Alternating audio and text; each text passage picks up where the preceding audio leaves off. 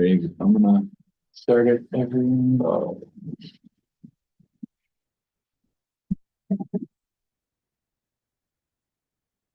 Everyone good to go here? Good to go. Good to go. All right. Welcome to special planning board meeting for May 15th.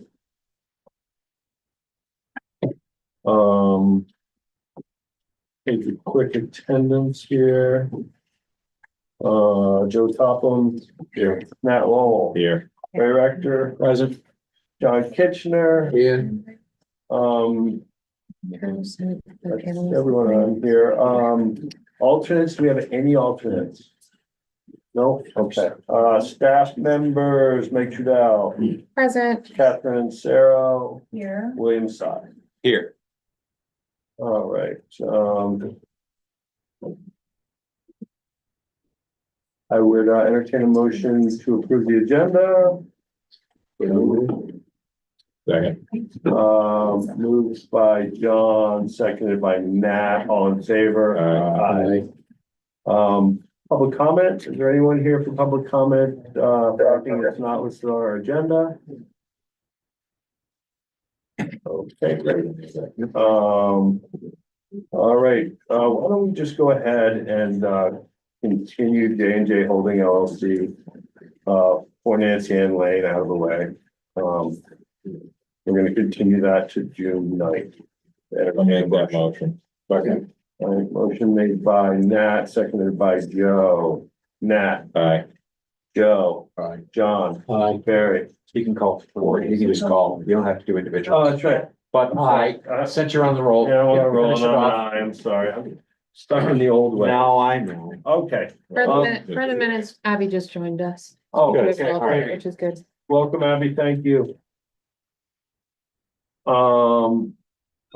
First up this evening is Easy Street, 31 Easy Street. And Gullickson, I think is here, we got your plans. Board members?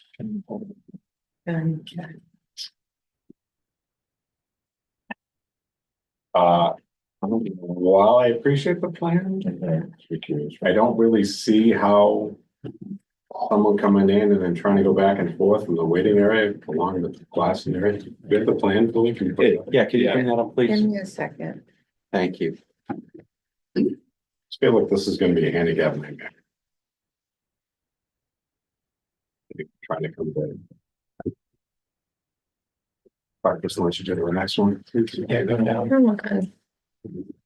It won't let me, there we go. Yeah.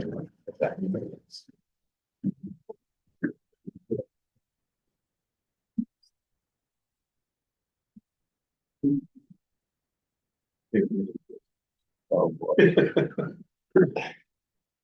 I just feel like that seating right there with people waiting, then coming across, if someone's in a wheelchair or crutches and then going along and they're trying to get around here, I think it's gonna be really problematic. So I don't like these two tops and that four top, you go to two top. And then this one just seems like they're on these people's property, so. But I understand this now becomes more utilitarian, which it should be. But there should be like some gating or some fencing to kind of hide that, but. I don't know, that's kind of my first impression looking at this, the last minute. Can I point something out? Yeah. That is an established seating plan that was in use for any number of years without incident. Yeah, but now we're asking them to put up fencing, so it's completely different, so that's, Not really. it is different, there was a fence going along that, to date Yeah. people. That's Can you true. identify yourself for the record, please, too? Right, Jeff Folger. Thank you. So, all Yeah, it's 4 inches. The difference in feet. right, I have a problem, so. I'm just saying it's Yep. how it was operating before there was an awning there. They put the duty of defense for the awning posts. Yeah, I know. They were 2 inches instead of 4 inches. It's a 2-inch difference. If I may, for you, since you're on the Yeah, subject. Ken, yes, please. Ken, just state your name, please. Sure, yeah, That's this is actually, I was back, this is the third time, I was trying to get this done. Yeah. And as Jeff said, and as you're all aware, this is not a new concept. This was a restaurant here for many years on this site with that building. So we're not speculating about how things might be or anything else. We know how it is. There is a new plan, which is basically the way it was. I mean, there were different versions, but this is one example of 40 seats outside, which is what was permitted previously. We are only at this point requesting the 40. We've completely eliminated the seating from that area to the east. I know you indicated you didn't want seating on the Easy Street side, but those were very popular seats. We'd really rather not lose those. If we have to lose the ones in the northeast, or, I mean, it's up to you what we get, but we'd really like to preserve as much as we can on that Easy Street side particularly. We don't think we're gonna need a waiting area. It's never been needed before. If we do need one, then that's where we designated. In the management plan, which is revised, he points out that they use an app, it's called Open Table, where, you know, you register or whatever it is, and then when your space is ready, you get a text and you can come back, so people can go shopping, or they can go to the park, or wherever they want to go. They wouldn't necessarily be waiting on site. The park's only 20 feet away, so we have a place to go there. You asked us to address dumpsters. We went through all sorts of different options, and we confirmed with the disposal company that even with the seating that we proposed in that area to the east, they could still wheel out the dumpsters. They are real hours, 2 or 3. Steamboat Wharf to be empty. They're only 40 inches wide, so that's a 10-foot space, so there's more than enough room to do it. But yeah, we've eliminated that seating. It was not historically seated there. It was just something that we proposed. Because on the zoning, we no longer have those parking requirements, so we just put in for the 200. But we're asking at this point for 160, 120 inside, 40 outside. The old number to increase, I think, of 7 inside, the same number outside.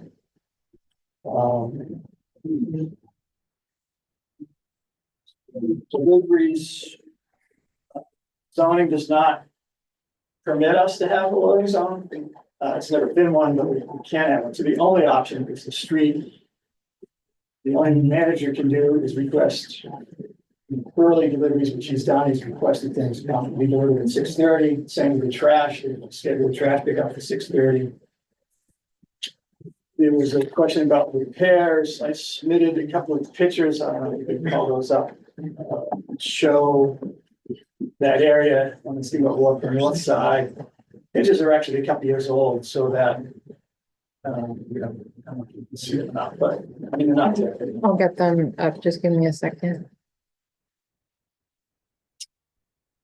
It's gonna, as I said, they're a couple years old, so the asphalt that was laid down at the time looks bright new. It's a little bit faded now, but it's the same thing now. And if you look, basically within an inch or two, that asphalt is the property line, like asphalt brick line.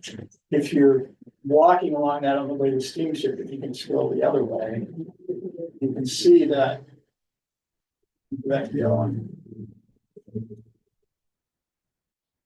As you walk along, you have to veer off. Right. In to the left to go around that fence.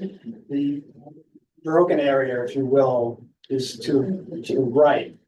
The continuation of that brick. And so then I'm proposing seating there, that would be the waiting area. But again, you know, we will resurface that if people are going to be there, but it doesn't impact the public. And by that, I mean people going to the station as opposed to our customers or the disposal guy or whatever. People would not walk in that area on the way to the steamship because you're straight or bearing around that fence to the left. We're gonna have to modify it in some way, the proposed fencing to deal with access to that area, whether it's some sort of movable barrier or a gate or something along those lines. But that, you know, I mean, that's just a practical on the ground matter. That really impacts you, but I just wanted to mention because we did show it as a continuous thing on the plan.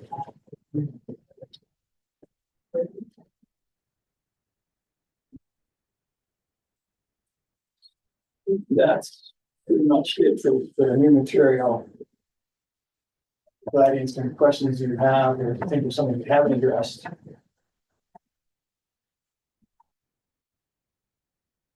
Remember. Oh, No. he's over there. Okay. He's Yeah, not sitting in this. yes. Well, that's right. He's, yeah. Kitchener. Is there Yeah. public comment allowed or no? There is, yeah. We'll get to you. Give us a few moments and we'll be with you, John. So, Mr. Chair, I've been down there 2 or 3 times since we last met, and I agree with Mr. Topham that this Easy Street part. I just, it just does, it fits on a piece of paper. I do not think that it fits in the real world, and I'm not sure we're ever gonna solve that sitting around the table. I think at some point, if really we're gonna look at that, we probably have to go down there and see, because it just does not seem to me, especially with the fence, that actually works the way it's on the piece of paper. I appreciate that. Can I also John. make another point? Can you give me 1 second and we'll definitely get back to you? Yeah. So my problems here are, for one, I appreciate the work you've done. I think getting rid of the right side is the right move. I think if that's gonna be your waiting area, you're gonna have to put some kind of screening up so that, people don't have to look or smell the trash. But I still get back to Easy Street. I think that this is better than some of the renditions in the past, but I would like to see those 2 tables being 2 tops. And I think that the table that is south of the doorway needs to go, because if you pull into the Judson's driveway, it is right in front of you. I totally agree. Yeah, Just for a point. Okay. Point. okay, but hold on. So for me, that's where I'm at here. I think those two tops, we've really reduced the seating. You've reduced the seating density in there. I think two tops, high tops like we discussed earlier will fit better. But again, you guys are the one that's gonna suffer when it's crammed in there. People aren't happy. It's hard to service the tables. I don't really think there's a safety issue that far down from the corner. But I still think there should be 2 tops. And that's really all I have to say on this. Let me just, Nat, do you have any, oh, you've recused. I'm sorry. Yeah. I forgot, Nat. My bad. Okay. State your name and go at it. How you doing? My name's John Keane. I'm a restaurant, I own restaurants downtown. I've been doing this all my life. I'm congratulations to the guy that's trying to better himself in this situation. He's a good guy. I've gotten to know him over the last couple of weeks. For me to say that somebody's a good guy means a lot, because I evaluate situations or people. He's doing a good job. I'm in support of him being there. There are a couple of things that really, my very first job 38 years ago on this island was in the street building, working for Todd, which is kind of a statement. I'm fully in support of there being a business there. It's a good idea. That better than a derelict building sitting the way it is. The seating, outdoor seating should be across the front of the building that's on Broad Street. On the old deck area that was experienced before. After that, you're just sneaking it in. I think that's our point, right? We're uncomfortable with the sides, but not the front. I think the front is ideal. Yep. And I think the side is kind of like, well, if you go out and you go out to Honey or whatever, and you get put up the side of the street, and people are walking right beside you while you're trying to eat, it's kind of like, well, you know what I mean? It's not. Yeah. It's not the. People are gonna have the best experience and not want to come back. There's one other thing that I think this board doesn't get with, between all the boards being intertwined and all the rest of that kind of thing. Easy Street has a capacity of 100 people under plumbing code. 50 people per toilet. So total capacity is 100 people. If that helps broaden anybody's aspect to applications, etc. But at the end of the day, by the time you go through planning board, zoning board, building department, zoning board of appeals and everything else, 2 laboratories means 100 people. 100 people means a licensed manager that is certified in handling a building the size that it is. There's numerous equations that factor into the equation of a decision. And it seems like they sort of slip between the cracks between the different departments and go, well, this fits my box, but it doesn't fit your box. But you deal with it because now it's in your box. So I think just be aware. And the thing is, I'm in 100% support of this guy. I love to see it. I'm Irish, I'm an immigrant, he's an immigrant. Anybody that's trying to do better for themselves, great. Good. Right, thank you, John. But you know, But we all have accountability, we all have accountability. Yeah. And the further you get down the line, Yeah. the more it gets lost into the translation. Great, no, we appreciate that. You know, the seating that, you know, that's gonna be the health department. I know you say, we say, well, it's, but we just don't have purview over that. So that's gonna be health and fire code that's really gonna restrict probably how many people they can have in the building. But so we're just dealing with the outside seating and we want this guy to do well. Don't get us wrong. We support that idea. We need to be, As I do. yeah, we need to do our due diligence and make sure that what is under our purview is done right. So that's where we're at. All right, And by the way, I'm not here for that reason. I have. yeah, we know, we'll talk to you later. Yeah, Mr. Folger. I'm just trying to be Okay, John, positive. down my way. Yeah. Sit on out. So yeah. Can you just basically- state your name one more time? Yeah, Jeff Folger. Yeah. So to your point, that little triangle, Todd already said he doesn't want it, the one next to Judson's driveway. Yeah, He is not worried about that one. He wants the original patio seating as it's arranged. He wants the 2 4-tops that he's not happy with. I will point out that that's 20 feet wide at the widest end and 30 foot, or I think in 30-foot section. At its median point, it's 10 feet. So that means you basically got a 20-foot by median size 10-foot area, which should really be big enough for 2 4-tops. I really would like to get those 2 4-tops there. He doesn't care about the triangle. He doesn't care about the driveway. He'd like to get the patio seat and those 2 4-tops that are there, and they do fit. They fit, and they were there before. And they were well off of the sidewalk even then. You know, it may be that in the long term are into deuces anyway, but the option for 4-tops should still be there. Because I mean, the math says that they fit in there fairly well, and they've been there before. So really, I mean, that's really all he's asking is for those 2 4-tops and the patio the way it's set up. okay, He's thrown out the driveway, he's thrown out the triangle by Judson. okay. So that's basically the proposal. Is that okay with you? I understand what you're asking for. You Yeah, understand what I'm saying? yes, Okay. 100%. Board members. Abby's had her hand raised. Oh, Abby has? Yeah. I'm sorry, Abby?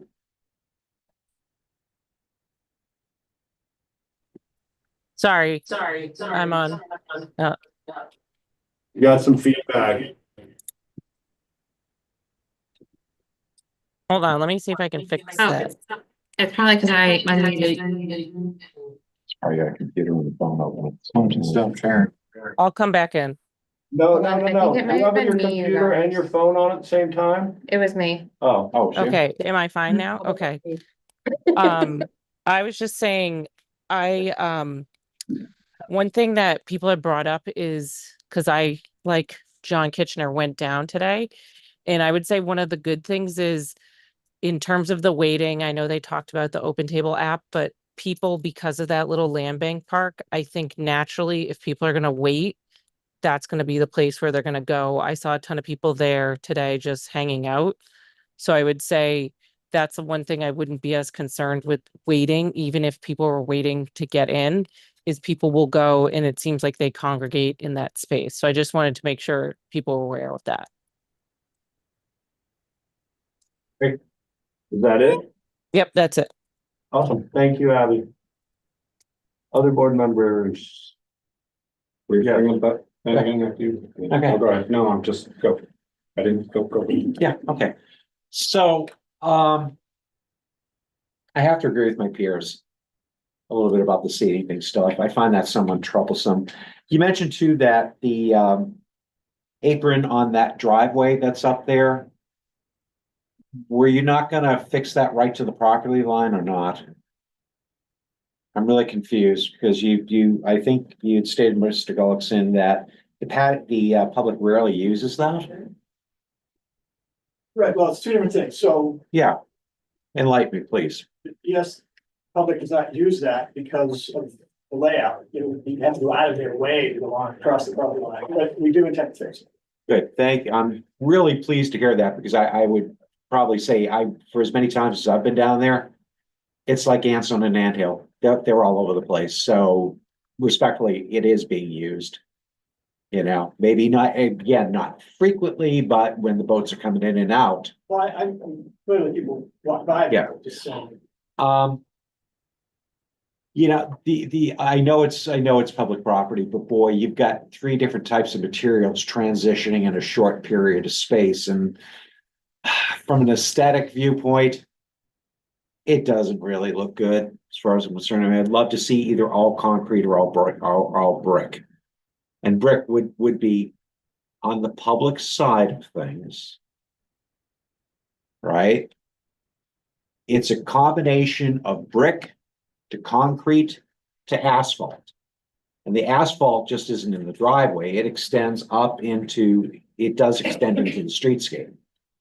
I think if you go back to the picture, Could we see the picture? other than the end of that, whatever you want to call that driveway or the alleyway to Yeah. the northeast, other than that sort of broken concrete on the end, everything else on the property is brick.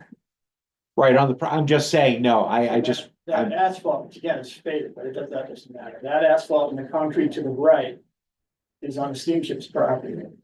yeah, So I can't make it uniform unless we pave the patio that's brick. Can you I'm zoom not sure in? what you're asking. but I guess what I'm saying to you is that if there were an opportunity for something to be done for the public good, and I'm not saying it should be done now because of where we're at with things, but you've got three different types of surface happening through the town between brick, concrete, and asphalt. And it really is kind of shoddy looking.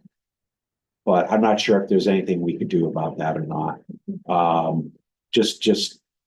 I'm glad to see you're gonna clean up that little area because that is treacherous with things. But I still think I would agree with my peers, you're gonna run into a problem with your outdoor seating and how tight that really is to things, so. So Barry, I think that asphalt was done by the Steamship Authority because there was a woman that fell and smashed her face. So that, I believe, I have the it ready Steamship whenever you Authority want took care of that, but yes, it should have been concrete. Should have been, yeah. If May can That's put up the not- picture I just sent, I think it'll become much clearer what Barry's speaking about. Yeah, thank you. And Right there. it's that right there that Barry wants cleaned up. I understand that is on our property. Yes, yeah, and that's all Right. we can't make you clean up Right, anything no. else, that's, Yeah, But no, it's the not- asphalt was steamship, but beyond the asphalt, Yes. going that way. Right. We can clean that up. It's a small area and that'll be resurfaced. Yeah. Some manner. Yeah, okay. After, I do agree with Mr. Topham. I think that maybe some type of barrier or screening or something in the back just because of the trash, and especially if people are gonna be hanging around and stuff, wouldn't be such a bad idea. You discussed putting out some sort of gate. Yeah. Right where the kitchen door, but I didn't really think that was something you would be concerned about, it's shielding our. Back there, but, It's more of a suggestion. yeah. That was the reason why I was putting. I just think it'll give the whole package a better look with that fixed and a gate, so when you walk by, you don't see. That's, And that's, what we've talked about. yeah. Um, And the other question I have for you was the patio seating, you said that was pre-existing, that I keep hearing brought up. When was the last time that seating in that configuration took place? I'm not Probably sure. 2019. So, yeah, so the photo I brought up last meeting was 2011. Yeah. And it had the seating in the front of the building that we were just talking about. Right, And then it had two tops along Easy Street. And okay, that's why we were saying that would be a place to wait for you or seat or whatever. But right, now they flipped it, so we kind of did say the two top. But if you go around and look at the site plan. Yeah. That's where I'm like, you're 3 foot in that corner, so if you put in a fence. And ADA is gonna say 2.8, so if that's smaller, it doesn't meet the ADA. Then if you go along the front of the building. Where the picture window is, again, that's 3 foot, so that could go down smaller than 2.8, again, that's where I don't have a problem. With a seating in the front of the building, but I do think ADA handicap accessibility should be able to go around the building in some way, shape or form, so. agreed, That's where we ask for fencing, it doesn't meet the ADA requirements, that's where I'm having a problem. and it's those two tables that are on the front closest to the steamship. Right. yeah, And how do you feel about the 4 tops on Easy Street? I think they should go down to 2, Okay, or 1, Yeah, 4 and 1, 2, but I would say the 2 from last time. We're looking at 2. yeah, 2. yeah, I mean, I think 2.2s would be better, Yeah. and if we see it at the end of a year's worth of time, I mean, we can always revisit it and bring it Yeah, up. I mean, I think in our conditions, we should revisit this in the spring of next year. Boy, you took the words right out of my mouth. Just another rector rule. Thank you. God bless you. There we go. And when's this from? Sorry. I think that was 2011, Yeah, an image of Easy Street and the seating. right. So it shows it in the front, which we agree with. That's what we were talking about last meeting. That was fine. You have, Yeah, that's.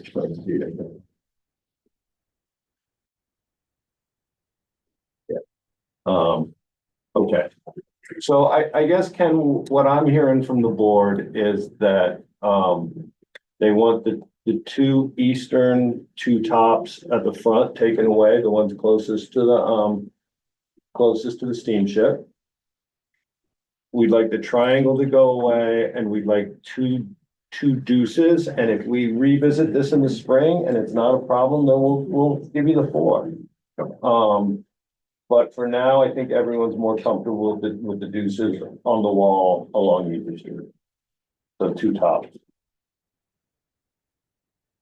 Does that make sense? Yes. I think that's where the board's coming down. I don't think you're gonna get more than that from us right now, to be honest with you. I mean, the only thing I would go back to is. Yeah. The possibility of 4 and 2. During that wider section. Maybe a 4 back by the door. What the- Just 10 feet wide there. Yeah, no, that's what I'm saying. Very good distance. In the fat part of the triangle. Yeah. Yeah, Put 4 there. You got that? so it's 9'2", so.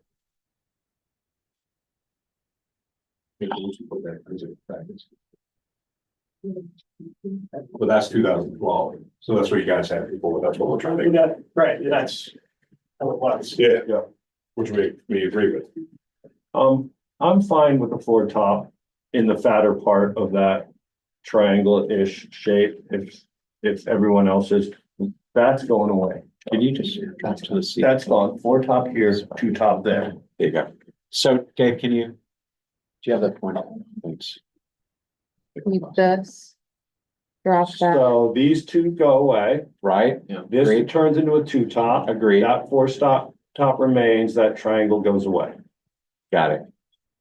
All right, This gets fixed at some later time. Yep. And we hope you have a great season. yes, These That, two, okay, so you yeah, said these and- two go away? these two right here go away. Okay. This turns into a two top. Yep. This remains a four top. This goes away. Okay, that's fine. Okay, our suggestion is a little fence back here, again, suggestion.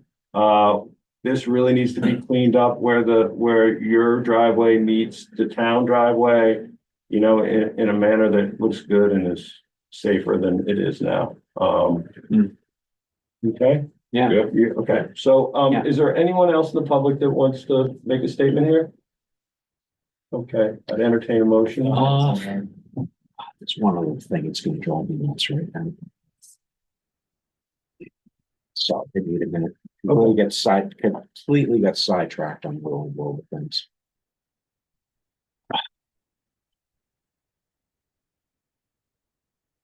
So so what are you gonna do with people in the meantime? If they're waiting for a table? Just run me back through that. Barry, it's a whole new world out there. that I We know. don't understand. They have these apps now, so you can go and put your name. All right, but Yeah, but there's- a mile away, and when you come up, then you can go to the door. I don't care how intelligent you make this, there's something I call the human factor. Yeah, Yeah, and I just want to make sure that your staff completely understands that they have got to handle that people management in a very intelligent and prudent way.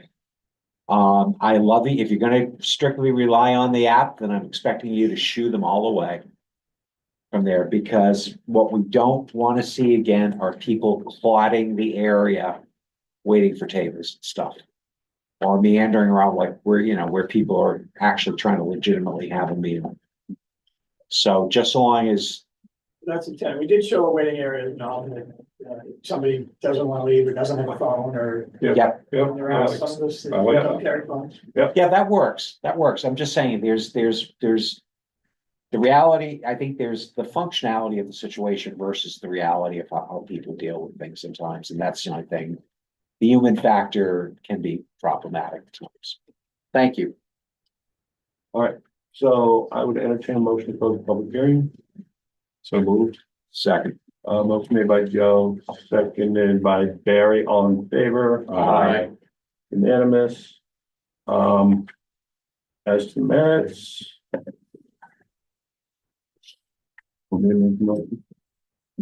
It's just you four regular board members. No, and And Abby. Okay.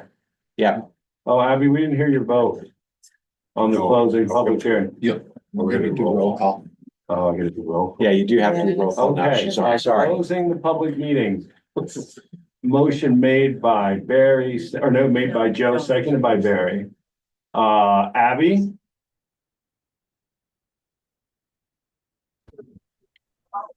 Sorry, I'm here. I'm on the That's all I phone. need. It's a little Oh. loud. Can you repeat the motion? The motion is to close the public hearing.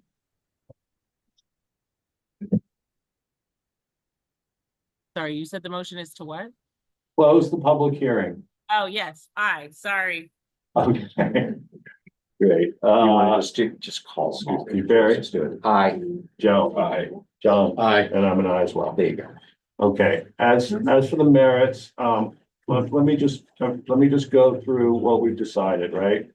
We lose the four top at the bottom of the triangle. Yeah. Okay, we turn on the Easy Street side, the two four tops, the one closest to Steamboat Wharf or Broad Street becomes a deuce. The one to the south of that becomes or stays a four top. Okay, on the front of the building, the two most easterly deuces or two tops go away. Okay, the junction of the driveway and the sidewalk along the bounds of the steamship authority and the sidewalk needs to be repaired at a future time, hopefully soon. And a suggestion of a gate that would separate the trash receptacles and the gas tanks and the ice machine from the proposed waiting area. We also would like to revisit this in the spring of next year to go over how it's operated, and I think that that's what's contained in the motion, other than anything else that the staff has in the staff report. Right, and I think we've, as I mentioned before too, just having their staff cognizant of Yeah, really yeah. good people management. Yes, Yeah. yeah, people management skills. Yes, especially in the queuing. So the patio count is checked, comes down to We lose 4, 8, 10. We lose 10 on the patio from what they're showing. So it should be 30. Yes, it'll be 30. Okay, so for the Brotherhood, we also had a cell phone number, a management number, and I don't really see that in there. Yes, if we can add a management In the management. in management plan, a manager phone number that you can reach at any time would be helpful. And just a really quick procedural thing, if you wouldn't mind to just have them take those off the rendering and just submit a new plan so I can attach it to the decision. So that we don't have to use whiteout and play arts and crafts. Thank you. Okay. We good with that? All right, great. So that's the motion. Who would like to make it? I will make that motion. All right. Second. All right, motion made by Joe, seconded by John. Joe, Aye. John, Aye. Barry, Aye. Abby, Aye. and I'm an aye as well. So that's unanimous. Guys, thank you. I hope you have a great season. I was in last week and it was good. Good. Yeah. Okay. Um.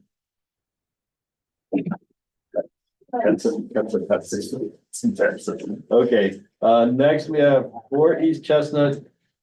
RE LLC, 6 Oak Street, RE LLC. At Thomas Capetsis Trust, 4 East Chestnut Street, 6 and 8 Oak Street. That is being. Is that John that's gonna stand up and represent that? Hello, guys. How are you Welcome. doing? Members of the board. State your full name, please, John. My name is John Keane, owner and representative of Queequegs LLC, town restaurants, Cherry Marshall's, industry standard. Thank you for taking a look at this situation, and I look forward to being able to implement any questions that you guys have to put forward. Plain and simple of it is, there's a very small patio space in front of our restaurant at town that belongs to our neighbor. It's bricked. He applied many years ago. We're going back 30+ years. They put a foundation in. I went to build on it and they got shut down by the town, and since then it's just sat there as being an oak foundation that's bricked. And it doesn't really serve any purpose. It abuts my property, and what I propose to do is just put a simple access in from my property to that property, put a fence around the side of it, so it's enclosed and inaccessible from any other means, except for a residential gate to get to the house. But you will have to come through my property, otherwise if you're a customer and you want to go to that patio. Gotcha. I So think no that- customer access from the street. Excuse me? They have to come to your post station at the corner of A town, a town to get it. Okay, perfect. where they'll be greeted by a host, and there'll always be a host. Yeah, no, I think you do a great job over there. Yeah. Tent? Will it have a tent over it? No, No roof, just open. no umbrellas. Umbrella, okay. Board's question? No. Concerns? Good idea. Do we have anyone in the public that would like to speak to this, that's in the room or online? No hands are up online. Okay. So I'm gonna make a motion, we close the public hearing then. Second. All right, motion made by Barry, seconded by John. All in favor? Aye. As to the merits. I'm gonna make a motion that we approve the application with findings and conditions as identified by staff. Second. Great, motion made by Barry, seconded by John, all in favor? Aye. It's pretty easy, my friend. I was gonna say, I'd make a motion to, somebody at least ask me a question. Problematic to me. I think we knew you tried. I think it's a reflection of how you run your business. John. Yes. Thank you very much. I Yeah. really appreciate it. Thank you very much for your time and your service. Yes, Thank you. sir. Thank You you, guys have a sir. hard job. I understand. Thank you. Thank you very much. Okay, next is Nancy Ann Lane. This is our. No, hold on. Yeah. I'm moving them over right now. Okay, up next is Nancy Ann Lane, 91 Old South Road. Is this Art? Who is this? Yeah, Art Gasparo's Okay. getting moved over. He's on there. There you go. Welcome, Art. Thank you, Mr. Chairman. This is the property that you saw at at your last meeting, or I guess it would have been 2 meetings ago, where we did a proof plan to divide this property into 2 lots using a fully conforming conventional 40-foot roadway layout. And now we're here to implement, hopefully, a special permit to allow the division using the so-called rear lot bylaw. And it's, I think in line with what you typically expect for these types of divisions. And we understand the conditions that the, board expects the permit to have. And based on the staff report, we are amenable to those. I think the staff report might have had inadvertently a carryover from a different project, but I think that the intent is still the same. Sorry, I meant to mention that to you sooner, but it just in terms of lot areas, but that we understand the conditions the board would be looking for and are amenable to those, and are happy to address any questions or concerns that you might have. Great. Thank you, Art. Board members. They can all be this straightforward. I don't have anything. And it's R20. I had the R40 slip up in there. Yeah. No, Apologies. No apology needed. Okay, how about anybody in the public? No hands are on my phone. Second. Yeah. Okay, motion made by Barry, seconded by Nat. Barry. Aye. Nat. Aye. Oh, what am I doing? It's all in favor. Yeah, all in favor. It's okay. I know. Old habits die hard. Okay, as for the merits, gentlemen. I'll make a motion at this point to approve the application's findings and conditions as delineated by staff. Second. Right, Joe. motion made by Barry, seconded by Nat, all in favor. Aye. Aye. All right, let's do the A&R real quick. So I'll make a motion, we approve the A&R with any conditions and findings that have been identified by staff as well too. Second. All right, motion made by Barry, seconded by Nat, all in favor. Aye. Great. Thank you, Art. Thank you. Okay, That's held out. Yeah, we can do that. no, we're at Tombs Court. No, we're at 36 Tennessee, right? No, there's the meeting posting got switched around. We're at Tombs Court for this Oh, one. We are. okay, Yeah, sorry. Okay. I paid Billy to make me look right, okay? I just moved Arthur Reed over. Okay, the Tombs Courts LLC, One Tombs Court, Arthur Reed representing, welcome, Arthur. Oh, I shouldn't have got rid of. Thank you very much. Would you also please put Art Gasparo back on because he's presenting along with me? Yep. Okay. All right, welcome back, Art. Yes, you just tell. You are.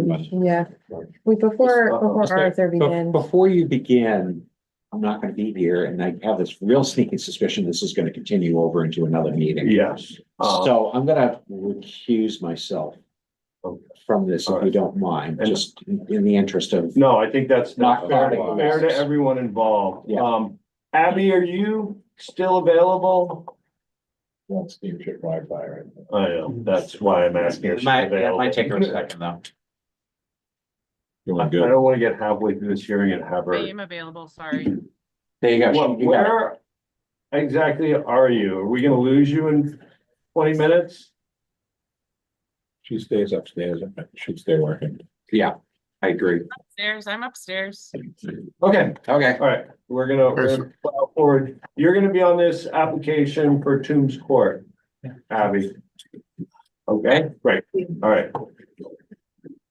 Just to make it clear, it's hard to tell with this setup on the screen. Do I have 5 members? Yeah, You do now, I was just pointing a alternate for you to make sure you had 5 members. I understand. So we do have 5. I just wasn't completely clear whether everyone else was present. Yes, sir, it's Abby as a alternate, and then Matt, John, Joe, and myself. A fine group, I may say. This is an application for an apartment building special permit to allow the construction on this parcel of property, which actually consists of 3 lots, as it's been previously divided on an A&R plan endorsed by the planning board. So that there would be a total with using the formula of 2,500 square feet per unit in the CN district. We have a total of 11 units. 2 of the lots are a little over 7,500 square feet, and those will each have 3 units. And the other lot has over 12,500 square feet, and therefore will have 5 units.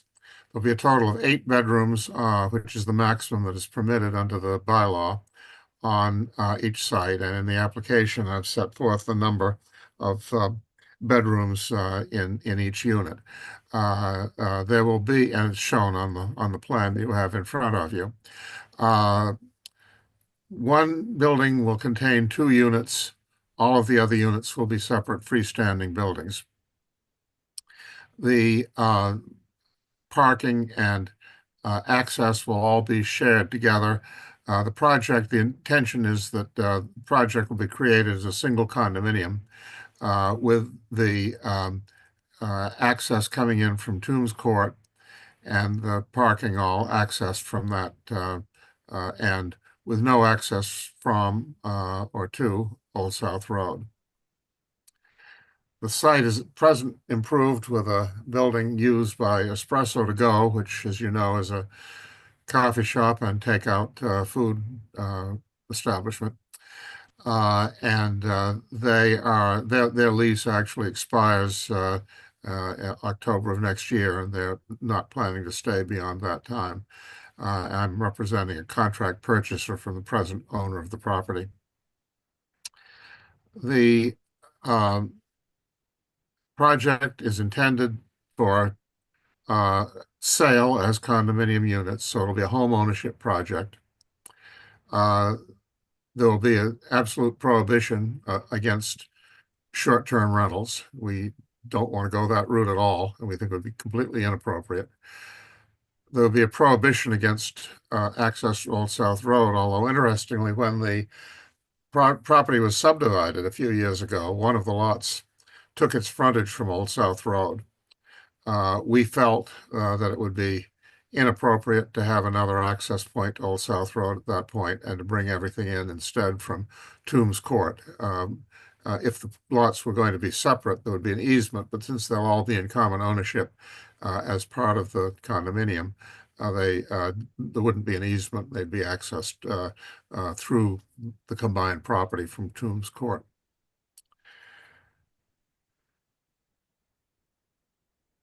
That basically is the project. And I've reviewed the staff report and all of the conditions, to make a long story short, that were suggested in the staff report are acceptable to us. We can discuss any of them that you want to discuss. There was the comment in there that questioned the scale and intensity of the project. I would call to your attention that as a matter of right, we could do a considerably more intense project on this site. Because if we went with a commercial operation, if we had a commercial use on the site, instead of being apartment building, quote unquote, which is limited to a situation where there is no commercial use. We would be a commercial use with quote apartments. And the number of apartments would be smaller. We'd be limited to a total of 9 apartments, but there's no limitation on the number of bedrooms in that situation. So there could be any number of bedrooms, and we could have any number of commercial uses on the site. The only practical limitation that would set in at some point is that parking would have to be waived if we couldn't provide it on the site. In this situation, on this property, we're asking for no waivers. We're not asking for the most intense use of the property. We think that we'll be providing housing on this site that will be attractive to people who are looking to buy property toward the lower end of the market, and that it's zoned properly for this, and it will, I think, perform a service for the island. So with that, I would invite any questions that you have for me or for Art Gasparo, who has designed the layout. Great. Thank you, Arthur. Abby? Thank you, Arthur. This is helpful. Is there any consideration of designating any of these units for year-round or municipal housing for town employees? We certainly are happy. We discussed that among ourselves as far as year-round housing is concerned. We would propose that 2 of the units, and they probably will be the 2 that would be in the duplex, would be designated as being year-round housing. I wouldn't be surprised if there were a lot more year-round buyers than that in the property, but we need to have flexibility going into it, and that's what we'd like to propose. Great, thank you. Thank you, Abby. Any other board members before we go to public? Oh, all right. Public, please state your name and I live at 3 Tombs Court, right next door to this. And I have a number of issues with this. I mean, we have the time. First, the number of buildings on that property, to me, is absurd. Just because it's zone CN and they've subdivided it into 3 different properties, they then take advantage of that designation to put as much as they can on that property without any consideration of neighbors or anybody else. I know the town, just by osmosis, has made Old South Road somewhat commercial in its thing. Nothing about this is commercial. He's talking about short-term rentals and year-round rentals, condoing and selling these things out. You start buying these properties, they're talking about a management plan. When people buy the property, they own it. What power does that management have over them at that point? I don't know. 26 bedrooms means 26 cars. I mean, if you parked 26 cars on that property right now without any buildings other than espresso to go, you'd look at it and go, wow, that's a lot of cars on that property. The fact that, at this point, Mr. Reed said 11 buildings. My understanding was by the property that it only shows 10 on this. So I really wonder where he's sticking that 11th building. yeah, no, he's talking units there, but I listen, I'm not arguing anything you said, so. Right. Yeah. The other thing is, like I said, parking. The whole thing, Tombs Court is not an easy road to get out of now. And wintertime, summertime, doesn't matter. You're gonna add at a minimum, from what my understanding will be, the allowable 24 or 26 cars more trying to get in and out of that place. You know, not even espresso has anything even close to that at any one time or another. And assuming that everybody who lives there is going to be working and going to work sometime between 7:30 and 8:30. You know, that in itself is, you know, really concerning. The whole impact of this on this road. You know, we have commercial across the street with the dentist's office and the sign office and everything else. We dealt with the town before about this and the fact that there really hasn't been any enforcement on runoff, things that happen in those buildings that aren't being used for what I think the intent was at this time. I can't in good conscience think that the town and I'm not trying to badmouth anybody. It's just a matter of, you know, how many minutes there are in the day. That the town is going to be able to stay on this property and say, oh, they're doing everything correctly. Because like I said, I don't know if they're talking about selling these properties, you know, what hold would a management company have over those properties after that? I don't know what it is. It would be an HOA. HOA, yeah. They would develop, so it's like any neighborhood. They would create a homeowners association of some sort, No. okay. But, I mean, can we honestly say that the enforcement of, oh, well, there's only going to be so many people living in these properties, we know all around this island, houses are stuffed full. I understand the need for affordable housing, I understand all of it. We allowed Richmond down the road to do this. There's something going across the street from us to do this. You know, if we keep allowing things like this to happen, you know, kiss goodbye to this town, really. I can point at a few people who I know were born here.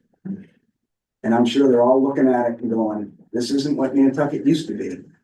And I mean, we've lost a lot of that. And if we allow something like this to happen, we're just losing more. Okay. We hear you loud and clear. If I may, Mr. Chair, just to clarify, as far as management is concerned, the management plan, which we've filed with you, will involve a management company. And in fact, that works itself out very well because as a condominium, there has to be a unit owners association, which is typically a condo association trust, the equivalent of a homeowners association, but it's strictly speaking the association of unit owners of the condominium, and that it will be a requirement that the condo unit owners association maintain the management contract and contract with a management company to handle that aspect of the property. Thank you, Arthur. I'm sorry, I didn't catch the name of the gentleman who was speaking just now. You take your name again? Timothy McClure, I live at 3 Tombs Court. Timothy McClure, 3 Tombs Okay. Court. Thank you. Yeah, and just a couple things. They're willing to sign off on no STRs. So and I'm just saying this not because I agree with this as it stands, but just to be clear. Right. That was one thing, and there was something else that you were concerned about, parking, which I'm sure is gonna be a topic of discussion here, so. And this is gonna go in probably more than one meeting, so please return again. Did you want to speak or are you good? No, I'm just, this is, my parents bought State this your- property. State your name. Jeannie McClure, Yeah. Jeannie Toombs Yeah. McClure. My parents bought this property over 70 years ago, and it's just turned into, as you can see, all this commercial property, which I understand. People can buy it if it's up for sale. Unfortunately, that happened. And I just think it's pushing all the Nantucket people out. I've lived on this island for 65 years. And we're thinking about leaving because of all this that's happening. I appreciate that. Thank you. Might I ask a question? Sure. Mr. McClure, if I understand, I know what you're point to. If there were more of these units designated for year-round, Nantucket, would that help you with this? At all? The year-round thing is like, that would be great in theory. But I think the same thing that we're finding out elsewhere is, you know, okay, we're designating this many for year-round residents, but, you know, the cost of a house nowadays, I'm in construction. I know what it costs to build something. You know, and so if you're building a house for $1.5 million, you're not selling it for that. You know, you're getting your profit, you're getting your whatever. And what's gonna happen is that, you know, you can take your phone out and type in mortgage calculator. People, even making good money, cannot afford. We're the last generation that are gonna be able to, you know, buy, build, you know, with good confidence. And our kids, none of them are going to be able to afford a $2 million house on the low end of what, you know, the affordable is. Maybe not 2 million, maybe a little bit less. But that's, I mean, you know, why are, you know, we've gone there. I mean, it's just not gonna, you can't expect somebody to say, oh, I'm gonna take out a $9,000 mortgage. I can do that. It doesn't, I mean, year-round housing, I mean, I'm all for it, and it's, but the reality is that the people who live here year-round, a lot of them just can't afford a year-round house. I understand. And I work with a lot of guys who would love to buy a place. And they make good money, and they work 60, 70 hours a week, and they don't have a chance. I'm just trying to get though to, if it has, you know, a legal restriction on a certain of these homes that they must be year-round ownership, would that help you? Well, you know, I mean, I would go back to the first thing I said. The number of buildings on this lot is absurd. Okay. I mean, that's, I mean, you know, Just trying to. I get where you're going with this. And like I said, if you could figure a way of allowing X number of year-round residents to buy buildings, I'd be all for it. But I just, that's not, I mean, first and foremost is 10 buildings on a 28,000 square foot piece of property. I mean, you know,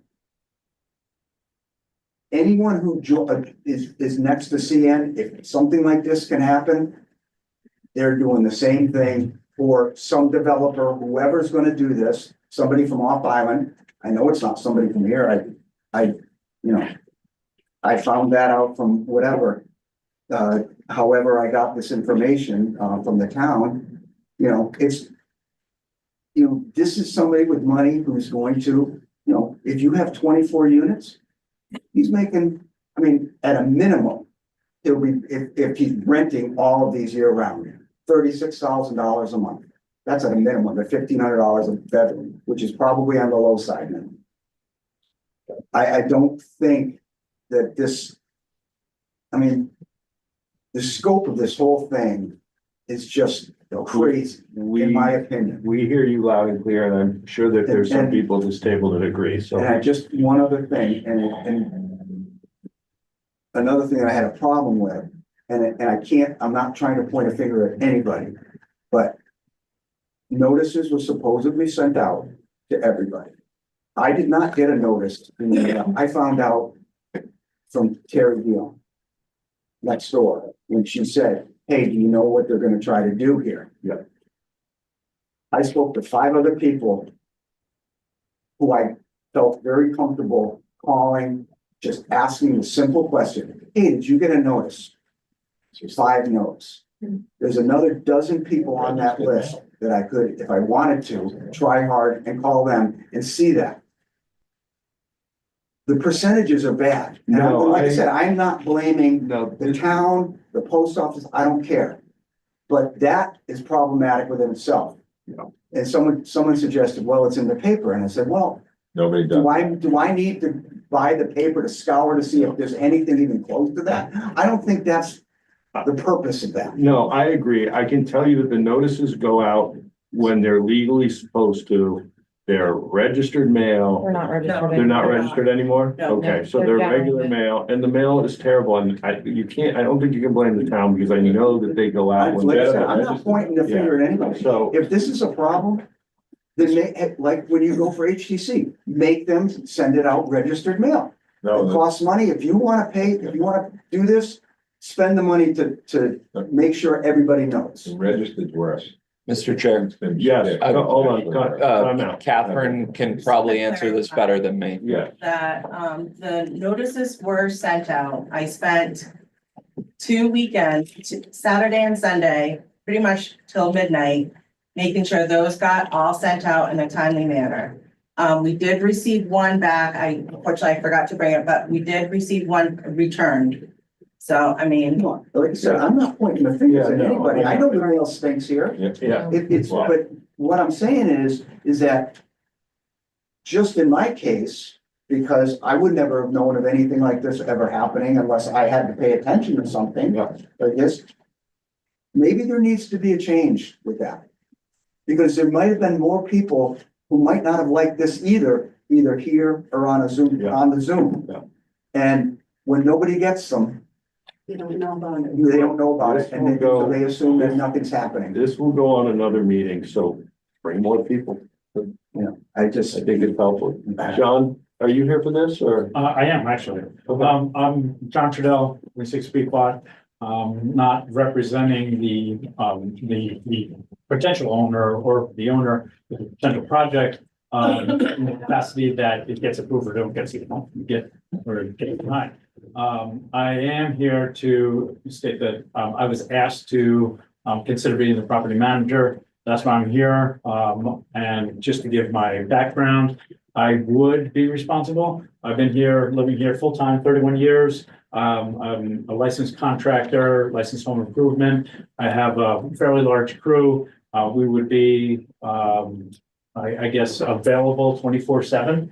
So, that's something that you should consider if you have any questions for me as far as the maintenance part of it. I have a full crews. I have projects going on that require electricians, plumbers. I have a slew of subcontractors that I can actually bring in, stating that they would be available. So I'm just taking a piece out of that puzzle. If you have any questions about that, who's going to be responsible? I'm not a police force, so if there's something outside my purview, within that 24 hours, if you need some response, I can be there in less than an hour, or one of my employees could be there. But as far as if there was some kind of something outside my purvey, like a violence or something like that, that's why we have the police force. So I would be accountable to make that note, make sure that police are called if they haven't been called already. So there's certain things that I'm familiar with just from when I used to be on the planning board. We've had applications like this come through. So I'm familiar with what is responsible, or my responsibilities from a property manager standpoint. So I just wanted to state that I would entertain being that. I've said I would if it was passed. And, the particulars, I'm here to answer any questions from the board or from the neighbor if you have concerns. But from that point, I think I could, clear that up. So. Perfect, John, thank you. Okay, board members, I just, Matt, just like have a general discussion. I feel real sensitive to this because I know what's going on in their minds. Like, I can read it, okay? John, this is not about year round or not. This is different. We're going back to when Joe and I were like 10, okay? So all that land out there used to be, I see every bit of it, okay? And when someone says CN zoning allows X, Y, Z, okay, that's true. But it's way less than what could have happened, and none of these changes ever happened over the last, let's just say 20 years. Jack, when Nantucket was free and no one thought about any of this stuff, they just built a house on the weekends with their bikes. Like, that's how it was. Your parents were doing it. My parents just didn't build their house. Like, that was it. There's no permits. You just built a house, right? This isn't anyone's fault. But when land is purchased today, what can happen is the first thing that's looked at. Like, and it isn't a question of maximizing, it's a question of building all at one time. Like, nobody builds one little house today and that's it. Like, you gotta do more because it takes so much, and you're in the business. It's hard to do. It's a very difficult place to build. It just seems like it isn't, because that's all you see, but that's because that's what we do, right? As Dave said, this isn't gonna be over now. Sorry about the abutters notice situation. We hear this all the time. In fact, I still think slow mail is regular mail is better than registered, because we've been hearing the registered issue for 20 years. I think there should be an email on every parcel, but anyway, so I hear you, everyone hears your issue, but land that's zoned for XYZ is not gonna just stay open space and just be dirt, or it just isn't gonna happen. Like, there's no land left. You say what happens, I'm just saying, there's no more land, so every piece of land has a potential future somehow. And I feel bad for you listening to what you're saying, because I understand what you're thinking. It's just that you have to understand property rights and understand what zoning has been crafted to be less intense. Believe it or not, it's way less than it used to be. It's just that no one ever maximized the old zoning. Thank God they didn't.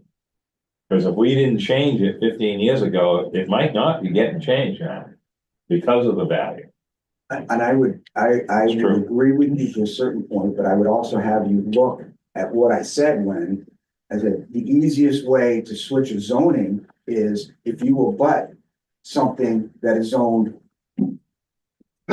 something different, like CN. The one thing that we had, at some point discussed that, subdividing the property to sell off just the land to somebody. The first suggestion was, well, you could turn it to CN because you abut CN. The thing, I just, like I said, I'm not naive that people are gonna try to maximize, to make money, to do what they need to do. Good for them. But like I said, anybody who abuts a CN property right now, and this is allowed with any kind of potential of land, you're gonna be seeing it again and again and again. I don't disagree. I think we need to get on track here, and I'm not trying to discount anything you have to say. Okay, but I think that if you've noticed at town meetings, those kind of zoning changes have really struggled to get passed recently, and hopefully that trend continues. So, I think we really need to get on track from the merits of this. And again, I'm not discounting what you say, because we hear you loud and clear, and I think you'll find a lot of people agree. So, Joe. So I'm gonna be consistent with what I said with Rupert's Way, which is right down the street. There's not enough space for any outside living. There's no place for kids to play.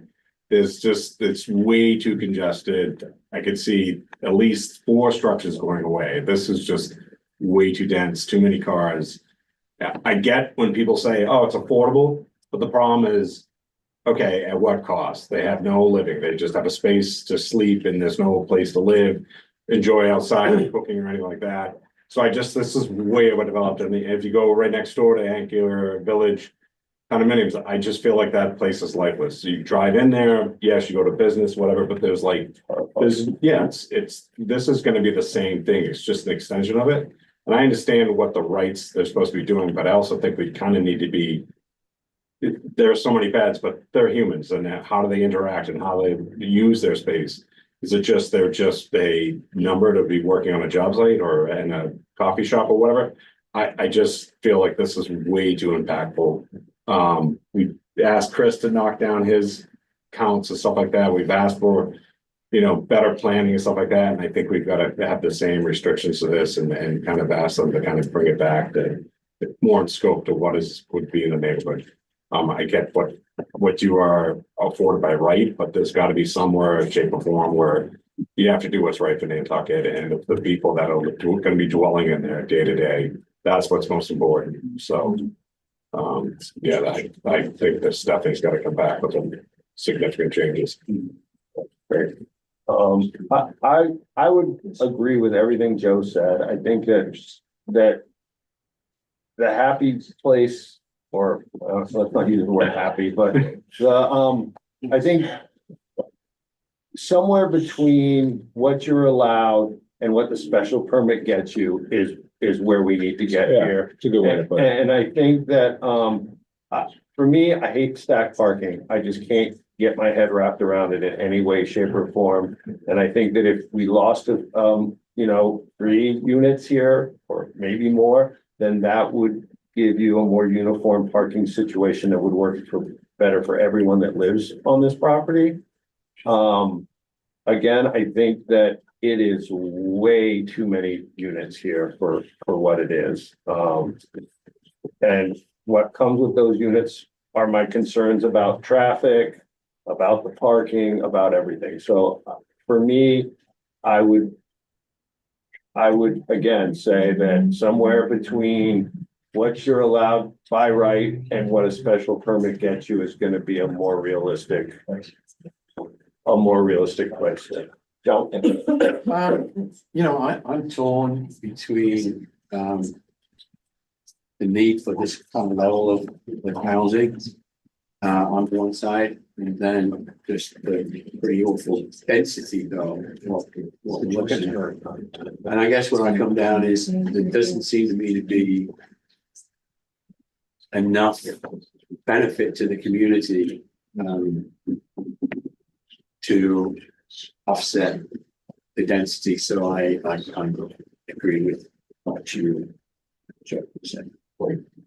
Yeah, that in between, you dealt with that with Woodland Drive and that terminology. Yeah. Went over to Rupert's and we've been kind of talking about this, like in between the special permit. You need to just speak up. Oh, I'm sorry, we're on the owl meeting, I forgot. So, that's a good way to put it, especially because it's easy to understand, okay?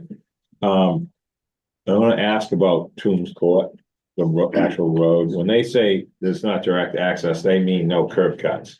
That's all that is talking about, okay, you guys? So what are we looking at for Toombs Court to be improved a little bit? I mean, are we just saying this is fine? And I know that's not in any conditions, but I mean, this is early, so I'm just curious about that. Is that been Yeah, so discussed? I had a conversation kind of more in passing with Mike Burns today. So obviously paving to the point of access, so it kind of transitions to dirt, so you'd need to extend the paving. Also, the same sidewalk improvements that were discussed as part of the 27 You're talking Old South about Road, Old the South 8-foot, Yeah. the 8-foot sidewalk that, never came to fruition. That the plan was for that to extend all the way to the Young state way. forest. So, in whatever form this is approved, and if it is, that should be included as a condition as well, that, definitely in front of their portion of the property, and then evaluate whether it would need to perhaps even extend through Anchor Village or whatnot. We can ask Mike and Drew kind of for more thoughts on that, but. When you say state forest, what are you even talking? So the original plan, Mike explained to me, was for the sidewalk to pick up right there at Two Fairgrounds, and continue all the way Yeah. to the new Lovers Lane improvements down at the state Oh, forest. well, that's Yes, already So- getting through that project. right, but this would be another Yeah. key piecemeal connection point as we, Correct. yeah, so you know, whether it be that or, you know, he said really the prep and consulting and construction fees, he would estimate to be in the 360-ish thousand range. So it's significant to have that installation complete as a part of the project for their portion. And so Meg, when you talk about the road, we're talking about paving it up to the entrance to this development. Right, so if you see, Billy, if you Yes. can, if you can Yeah. put the pointer there, you see where the black line is? Yeah. Under the green, Yes. that's where the pavement stops Okay. currently. In this proposal, and Art Gasparo could, I'm sure, speak to this even further, everything highlighted in green as a part of this proposal is, you know, gonna be paved, and that would be recommended from staff too, that you'd have to pave up through the access. From. Confirmed. That portion of Toombs already is paved, Well, I was more talking about that. the but also sidewalk. What the neighbors would want Mhm. is what I'm thinking of. Yep. You know, we go in cycles with paving. Yep. Like, when I first got on here, nobody wanted anything paved. And then you get asked, how come we're not paving? So it's like, I just like to know what they want, Mhm. but so that they can think about that for the next meeting. Mhm. And explain, you know, when you read that, no access, I mean, I knew that it meant that, I'm just saying. Yep. Make sure they all understand that. And I believe, to a portion of this property has a no access on Old South Road restriction from the town of Nantucket as a part of their zoning change. So, another reason why there Well, less should not, curb cuts. yeah, no more curb cuts on Old South Road. Abby? Abby still on? She's halfway. I'm here. Yeah. Right at the halfway mark. Any further comments?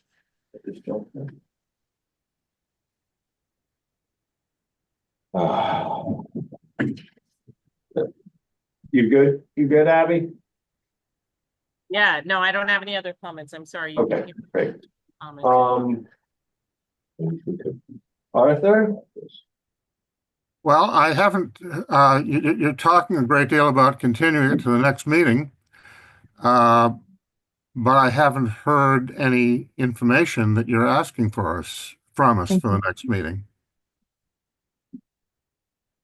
Other than reduction, possibly in intensity, which I don't believe we're interested in doing. Reduction in footprint too. Reduction in footprint and units, well, units mostly, and more of a traditional parking plan without stacked parking. I think is what this, I think, again, something that bridges the gap between what you can do without a special permit and what you can do with a special permit. So, I think Joe suggested 3 or 4. I think at least 3 units need to go. So we're basically asking for a different look completely, to be honest. Abby?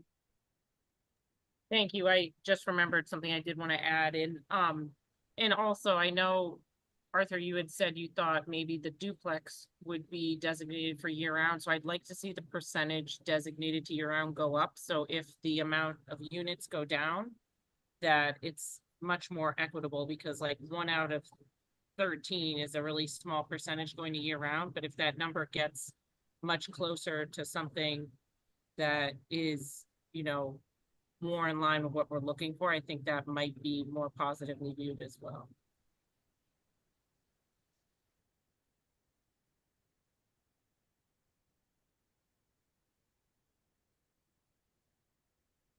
Thank you, Abby.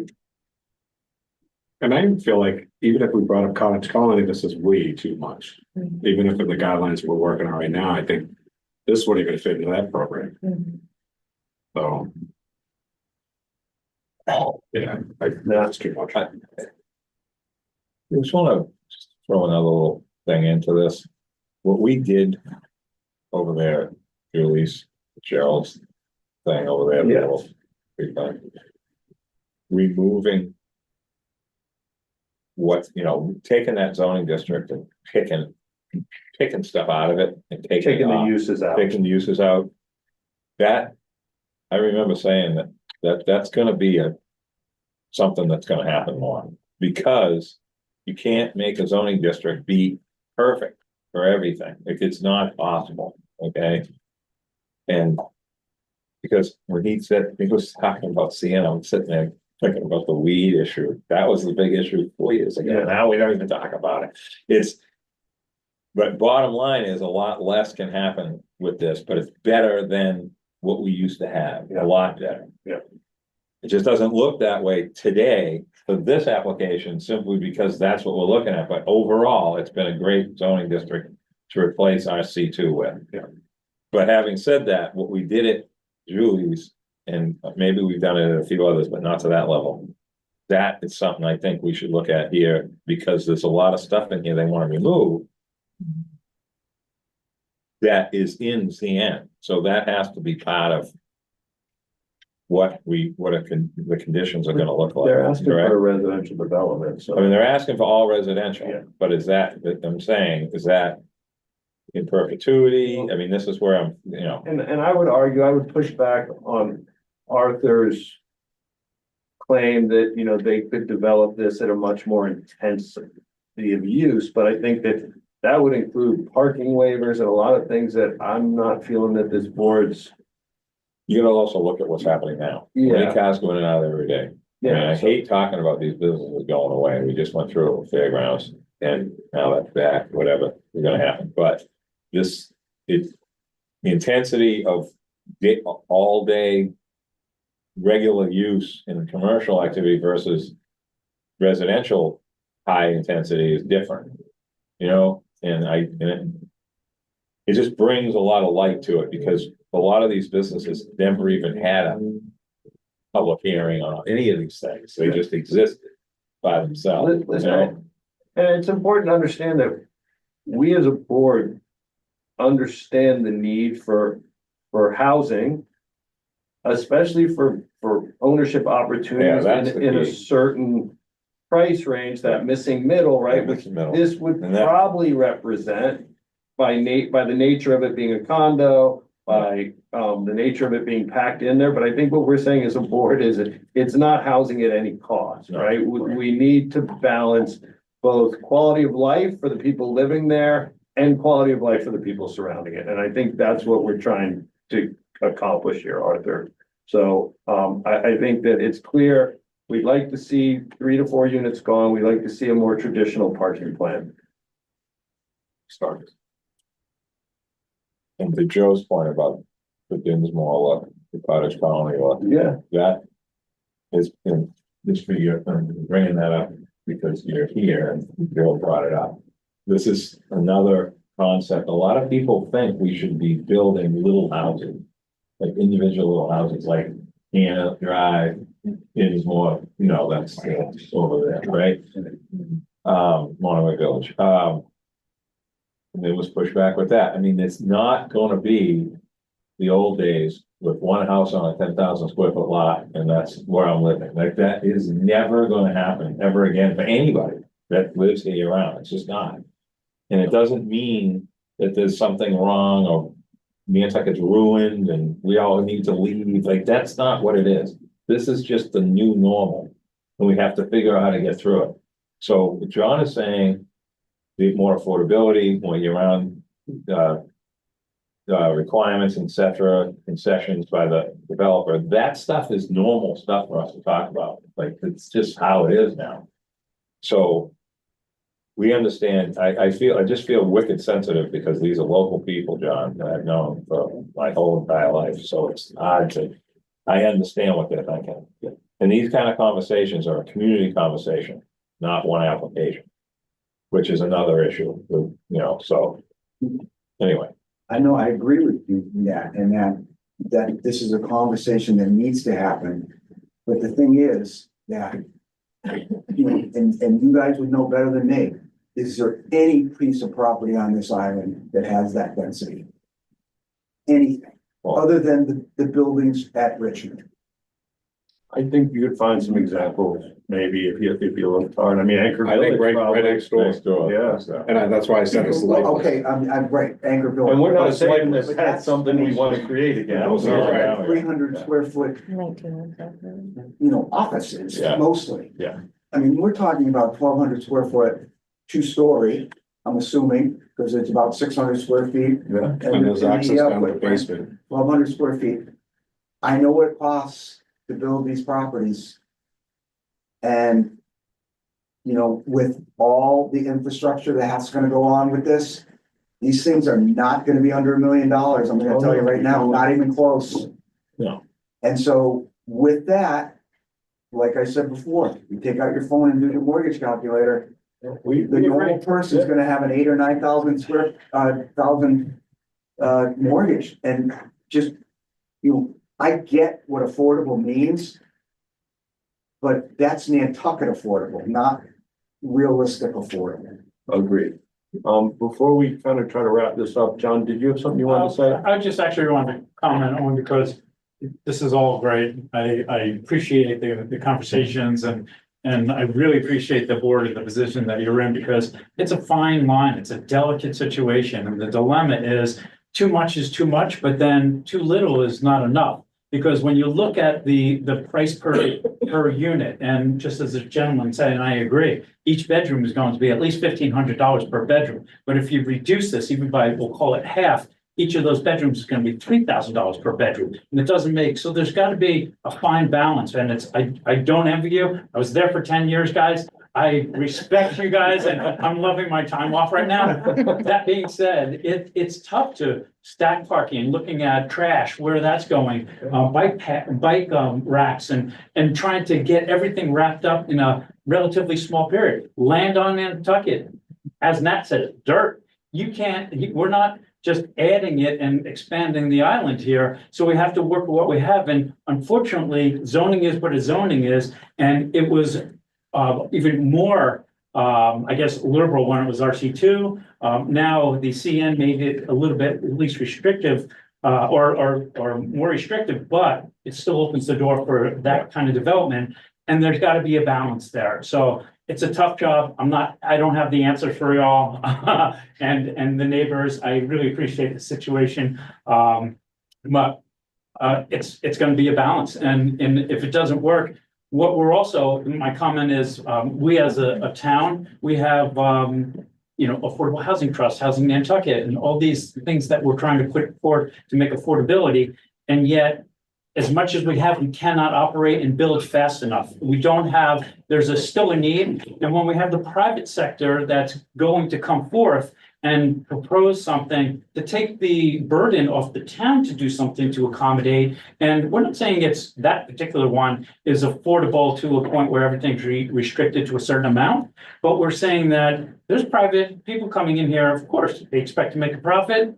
Listen, we expect that as well. But if we would maybe get something that is more affordable and obtainable by year-round, it's a tough balance, and we all don't have the answers. We're talking about this every year at annual town meeting, special town meeting. It's not going away, and I'm not here to say I have the answers. I just say it's a tough position, but I think talking about it and addressing each concern is only going to help. So Let's get moving on there. And I like the comment, you're taking time off. That means you're returning. Abby, and then we're gonna make sure that Arthur understands where we're at. Oh, I hear you, as far as that's concerned. I gotta say that what we're proposing here is exactly what the town, by enacting the existing bylaw with the level of intensity that's allowed for apartment building in this district, is telling us and encouraging us that we should do in order to help the town's housing issues. And I'm very disappointed, frankly, in the response from this board. I was recently reading an analysis of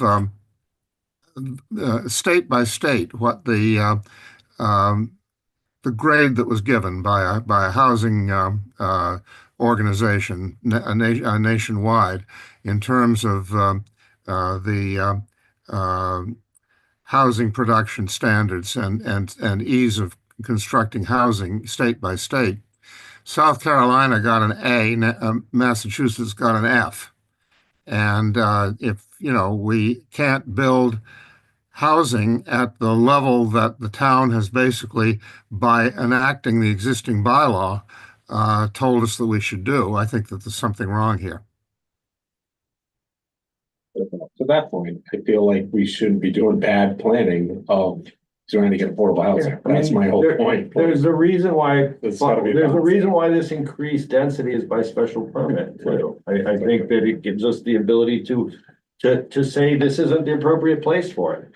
So, I'm I sorry. can come back to you with a plan for which would include a commercial use on the site and 9, with a property line adjustment, which we'd be able to do as a matter of right on an A&R, with 9 units, no limitation on the number of bedrooms, and with a commercial use on the site. I mean, we could produce a proof plan that would show all of that to demonstrate that what we're doing is not the most intense, it's not the most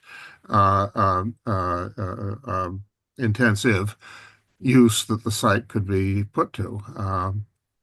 I frankly don't see us. I wouldn't advise my clients to reduce the density.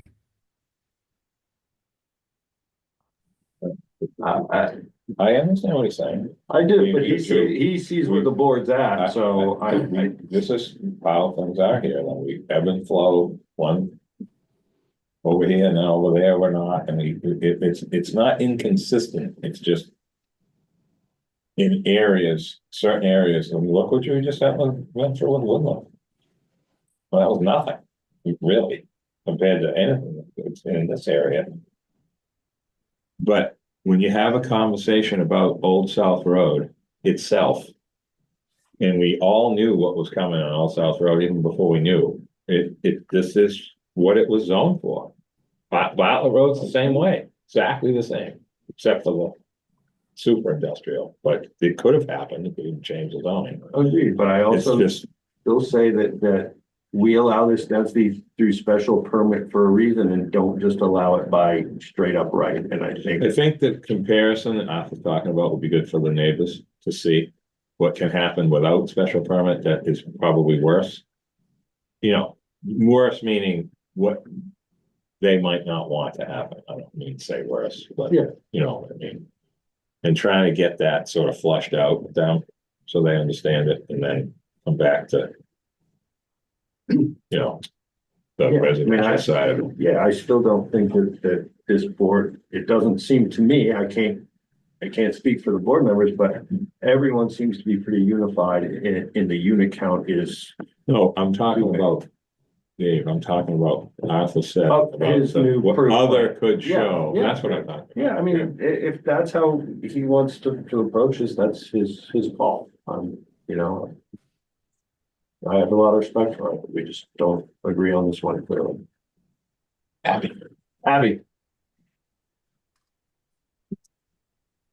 You're muted, Abby. Is it going? Can you guys hear me? Cause my internet's kind of spotty. Yes, we can. Can you turn it up again? I was just gonna say, Nat, you mentioned something which I think was a good idea, is that the Affordable Housing Trust has requested a joint meeting with the planning board and the select board, and I think like Nat, you were saying, it's not just about this one application, it's not just about this one, like, I think we should come up with a more cohesive strategy of like how to approach this. And I think that we've talked about this before, having those joint meetings is a really good way to make sure everybody's in the same page, so that at least when these types of things come up, we can refer back to like, this is our overall strategy, you know, have a plan, and dare I say the word long-term planning, but of how we're gonna approach this. Just because I think it would be helpful to have the affordable housing piece together, have the select board together along with us, so we're all of the different groups within the town are on the same page. And again, when people such as, you know, Arthur, I'm using you as an example, but whoever comes before us, we can at least point back to this being an overall strategy that the town together has come up with and endorsed. Just food for thought. In private sector development for attainability is huge. I mean, that's actually what I think clearly most people want that, you know. Yeah, I So mean, bidding and all that No, stuff. this town needs a private public partnership to build affordable housing. That's not what we're talking about here. So, I'm looking for a motion to continue here unless Arthur wants to talk more about what we're looking for, but I think he knows. So board members, Is Arthur fine? you're all right, Arthur. I'm sorry? You don't need any more from us at the moment. I think I've heard enough. I'm sorry. In more ways than one. Motion to continue. Oh, my God, June's court. All right. To 2-9. do that. Second, a motion made by Joe, seconded by John. Joe, Aye. John, Aye. Nat, All right. Abby, Aye. and I'm an aye as well. All right, we'll see you on the night. Good night, guys. You miss it. Come on, John. Yeah, come on. Come on back. Slide her up. We got a couple extra chairs for you. Your 5 years ends this time next year, right? One more year. Exactly. Come on back. Yeah, you dodged the bullet there, Barry. No comment. Okay, we're on to the summer house property, 7R, 10, 11, 16, 17, and 19 Ocean Ave, 1 Magnolia Ave, 2, 4, and 5 Cottage Ave, and 10 Grand Ave. I am gonna ask Meg Sure. to repeat our position on this because I Thank you. probably get it wrong. Have a good night. That's fine. So, I had reviewed this with Leslie and with Paul Murphy, our director and planning commissioner. This property was subject to an appeal of zoning enforcement action. Just by way of history, because I think it's important to get to the end point. The building commissioner determined that the property was not in violation, did not require an MCD of our zoning bylaw. Neighbors appealed that. Billy can speak to more what happened throughout the course of the ZBA hearings. Ultimately, was it withdrawn or was it denied? No, it was denied at our meeting in just a couple of weeks, or last week, last Thursday. So the building commissioner's position was upheld. The point is that, neighbors on two sides, while they may have reached an agreement and a series of conditions, what's being requested doesn't meet the threshold for an MCD under our zoning bylaw. So it's the staff's opinion that you don't even have the authority to issue an MCD just because someone asks you to do so. It's just not in proper form. It doesn't set a great precedent. And it would be my recommendation that you issue a letter of non-applicability, because you could neither approve nor deny this request because it doesn't require an MCD in the first place. That said, the applicant has been advised that the proper channel to permit this application in the future, should they want the town to be the enforcement agent for any restrictions, would be to go before the ZBA next time they make a property improvement to alter or expand, depending on the nature of such improvement, the pre-existing non-conforming use. So that is what's going on with this in a nutshell. I would never have been able to say it that well. Thank you. Okay. Do we have someone representing the summer house? Yeah, Yes. Valerie. Hi, Valerie, welcome. Hi, thank you so much. And I'll be brief because I know you've had a very long meeting. My name is Valerie Moore and I'm an attorney with Nutter, McLennan and Fish here on behalf of the Summer House. I won't detail all of the entities that are listed in our application materials. Ms. Trudell is correct as to the fact that this sort of arises out of a disagreement between neighbors. Back in the summer of 2024, a group of neighbors to the Summer House submitted an enforcement request suggesting that changes to the Summer House operations over time had exceeded the jurisdictional thresholds for a major commercial development permit. The building inspector disagreed with that abutter group and denied that enforcement request, and the abutter group then appealed that request to the Zoning Board of Appeals. At that time, the Summer House and the neighbor group began discussing whether there was a settlement that could be reached. The Summer House, albeit under different names, has operated for decades at this location, and it wants to continue to do so. Recognizing the importance of good relations with its neighbors and with the town to its success, the parties were able to negotiate an agreement. They jointly asked the zoning board to hold off on issuing a decision on the neighbor's appeal until we could reach that agreement. It came to everyone's surprise that the zoning board took action on that appeal last week, as the parties had requested that they continue until we could appear before this board. The parties agreed to a series of conditions that document and constrain the Summer House's operations and have agreed that those conditions should be documented in a major commercial development special permit. While the parties did not reach agreement on whether any of the thresholds were exceeded and have thus reserved their rights, the Summer House has voluntarily submitted for the MCD permit. And it's that voluntary submittal that does confer jurisdiction on this board. Having an MCD permit provides some benefit to the Summer House in making it clear what activities and uses are authorized and where, while providing certainty to the neighbors and to the town as to what activities are permitted and where. This board has jurisdiction to issue this permit because we have voluntarily submitted to its jurisdiction. And I recognize that the staff report has reached the opposite conclusion. However, this question of whether this board has jurisdiction is a legal question, and the planning staff, while certainly experts in the field of planning, are not attorneys, and they cannot be giving the board legal advice of this nature. I've had many cases over the years where the town has asserted jurisdiction that an applicant disagrees with, but in the interest of avoiding costly litigation, the applicant voluntarily submits to the jurisdiction of the bylaw at issue while reserving their rights. This situation is no different, and this practice is routine throughout the Commonwealth.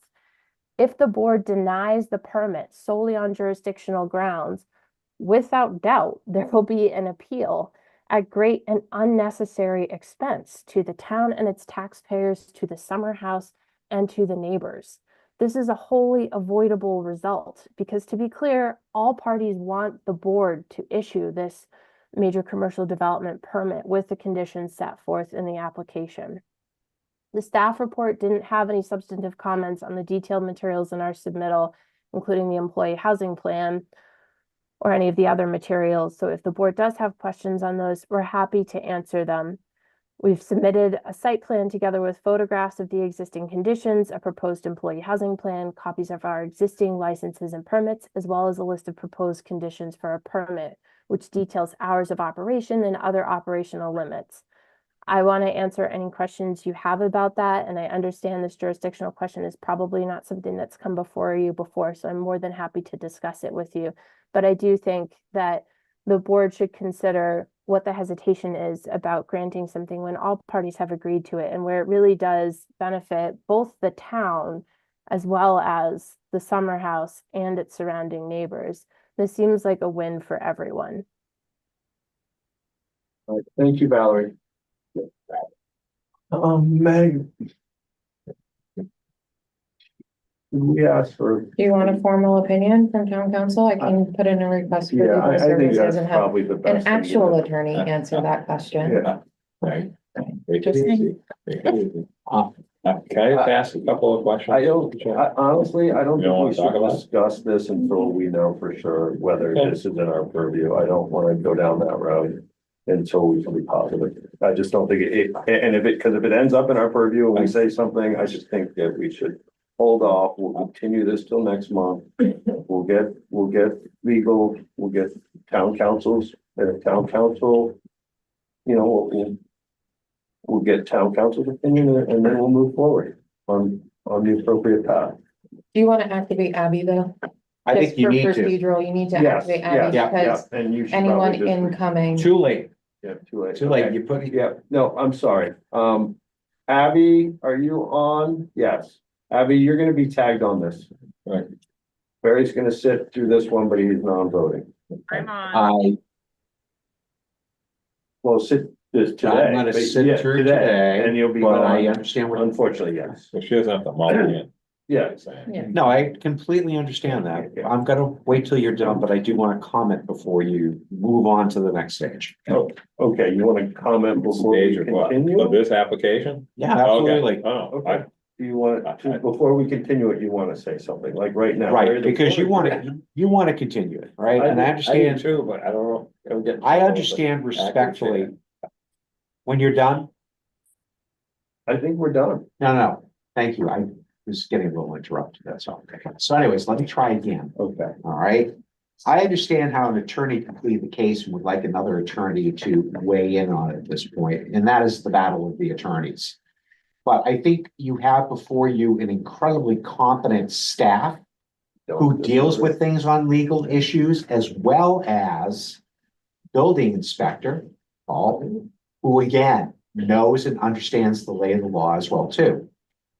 I think because you have one attorney telling you that you're in the wrong and should be doing something else, and that it may be subject to appeal, at least as one member of this board, I wouldn't be scurrying away from that. I think I would be willing to move forward at this point with full confidence in your staff who's made decisions on this. And I would tend to say that they've made good legal opinion. That's it. No, listen. I have 100% faith in our staff. They are amazing. They are highly intelligent. I just want to check every box so I don't have to revisit this again. And if the board doesn't feel the same way, then I will abide by what the board decides. And this has no reflection on the ability of our staff, because we all know that they are as good as we get. Yes, sir. And just before you continue, Mr. Chair, I wanted you to be aware, Attorney Stephen Cohen has his hand raised and he represents the Sconset Neighborhood Association. Oh, Just so okay. you're aware. No, I would welcome Stephen, but before Stephen comes over, No, does anyone else take? Are you guys all right in the path we're going right now, or would you? I think we're gonna do the path anyway. I just wanted to get out like something out of this conversation about how first of all, I see this as a sort of a property kind of compliance, housekeeping cleanup from the past. And it's probably one of the last places that's been operating. I'm trying to think in my mind, Sanctity Beach Club, well, that got moved, we took over a lot of the ZBA permits for restaurants downtown and a lot of stuff over the last, I don't know, it was before you were here yet, I think, but we started getting the ZBA out of those, especially when they started putting in outside dining and the little tent things and stuff like that. I don't know where this fits into those things, because they had applications that fit the MCD criteria. How we got the ZBA out of it, I don't remember if that was a town meeting article, but there was a lot going on with those permits.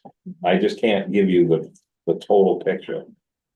But this place, I see this as something we've never seen before, as far as like a kind of a formalization of things. We had the parking issue, we had with Rhoda was involved with a lot of complaints with the select board a few years ago. And I think that whatever we end up doing, I think this is a good idea for them, regardless of anything, because there is a lot of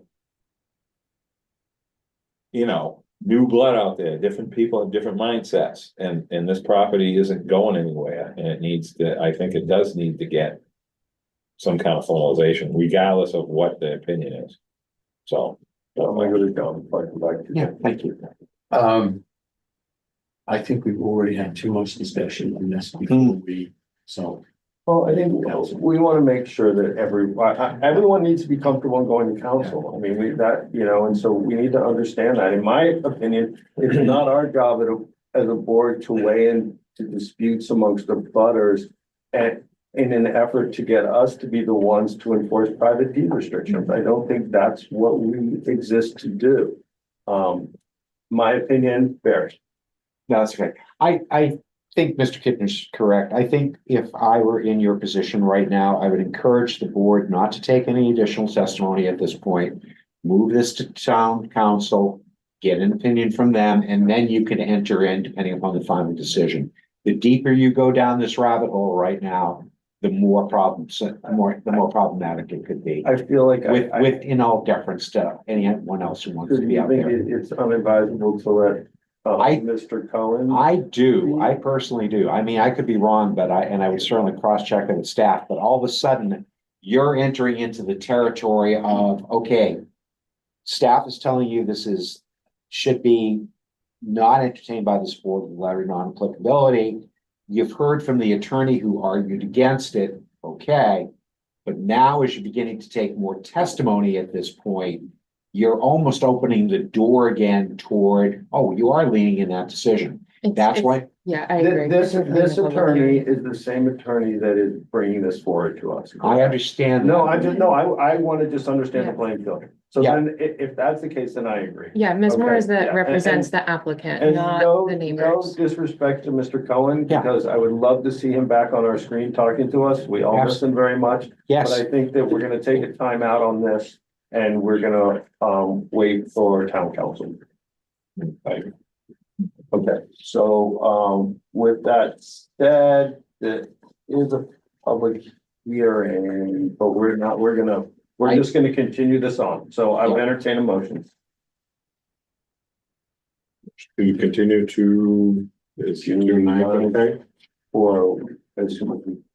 No. Yeah, assuming I will have that, sometimes just depending on, Okay. yeah, because I'll have to, We'll Yeah, have to no, ask for continue another it again. so either we'll have it or we won't, Yeah, so, so so continue it to the 9th for now. Okay, that was my. okay, all right, motion made by Joe, seconded by John. Joe. Aye. John. Aye. Matt. Aye. Abby.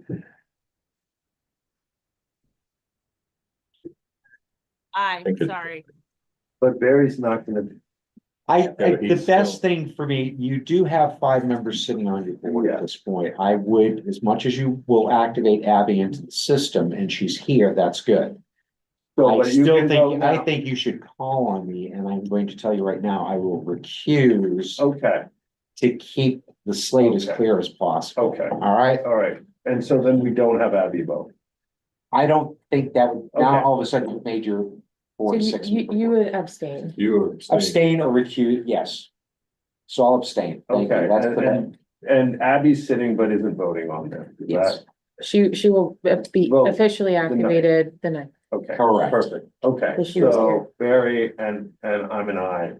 And so that's. It's a 4-0. 4-0. 4-0. Yeah. Yep, okay, We're gonna miss you, Barry.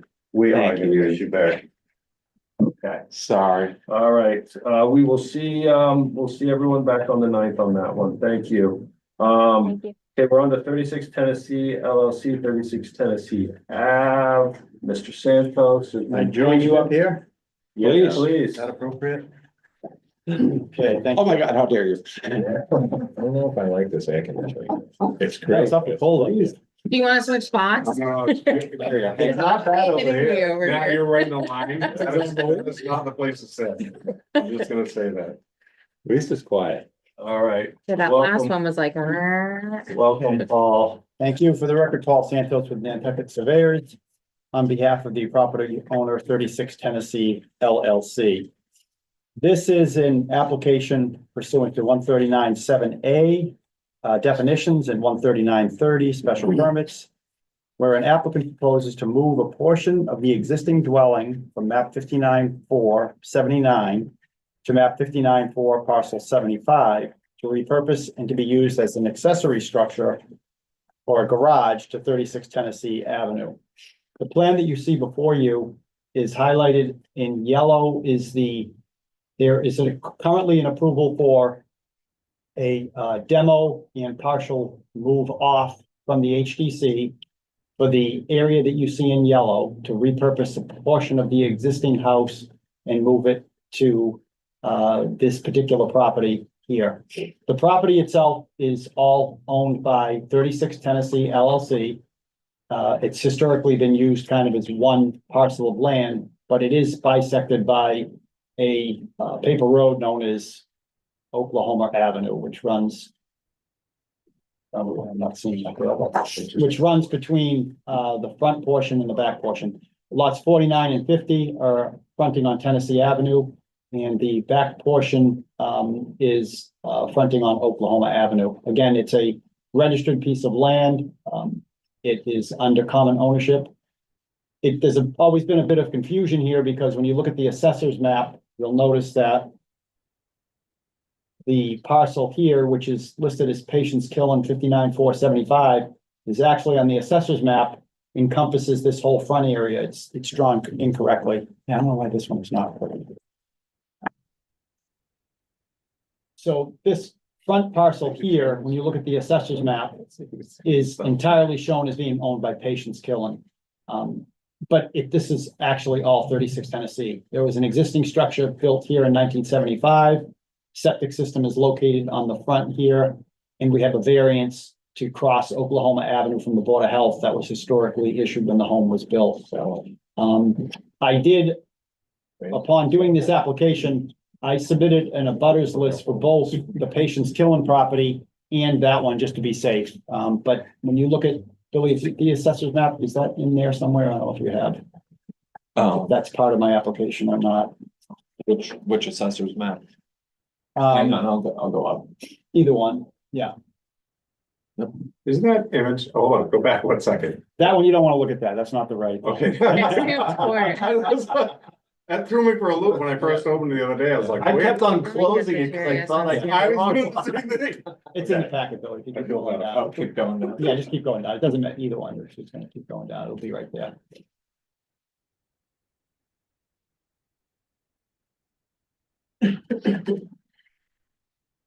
So here we go. So if you look, that's shown as 36 Tennessee.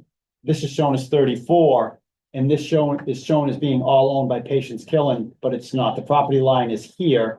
This is part of 36. So there's always been a bit of confusion on the hearings that we've had so far with the 34 and 36 nomenclature, but this is 36, and this front piece is also part of it, everything to the right of that driveway. So we're repurposing a portion of the existing dwelling and moving it off here as a garage. Under the definition of garage, we're before you for a special permit because it's an accessory use as a primary use on a lot. If it wasn't for that paper road, right, it would be a contiguous lot. Correct.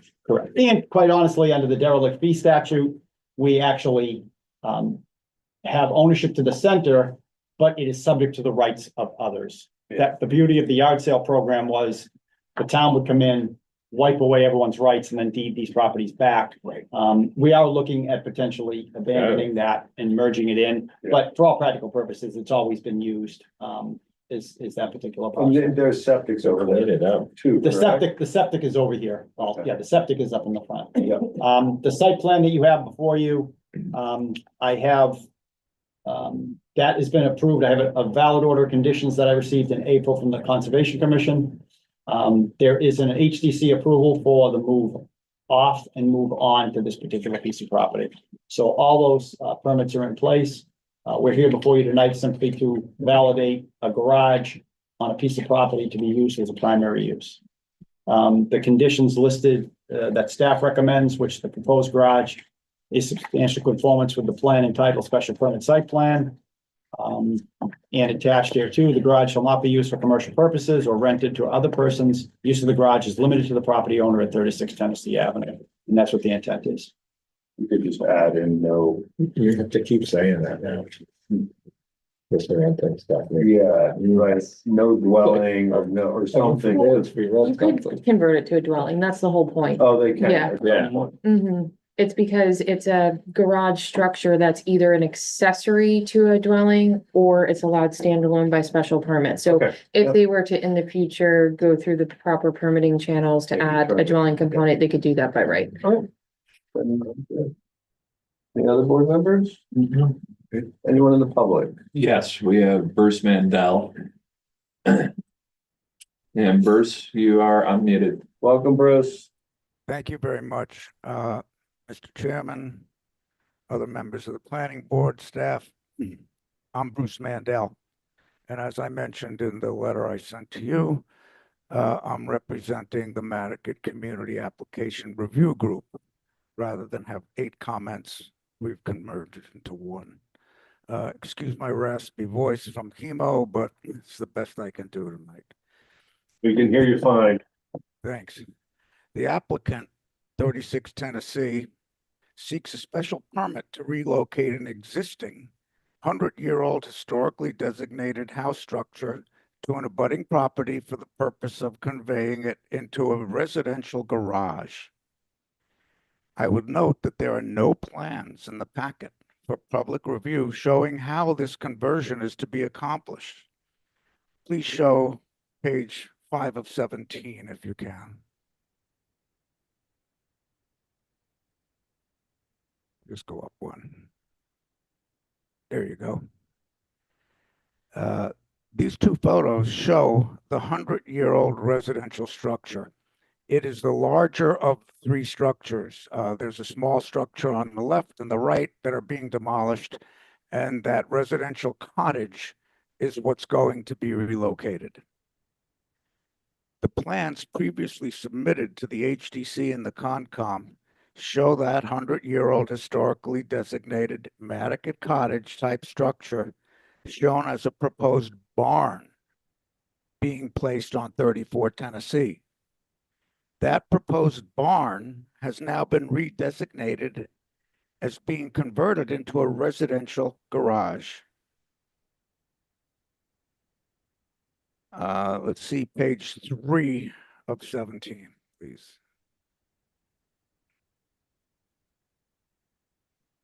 This is part of the application, and you'll see in the 6th circle down, there's an X, and it's telling us that the special permit for a residential garage serving as a primary use on the lot.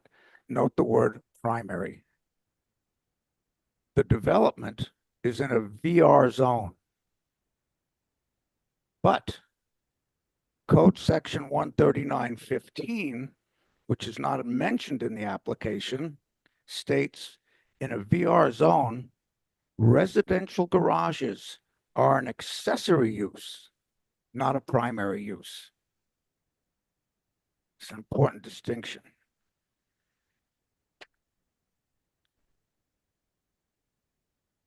So 139.15 requires a code relief, but has not been requested of the planning board.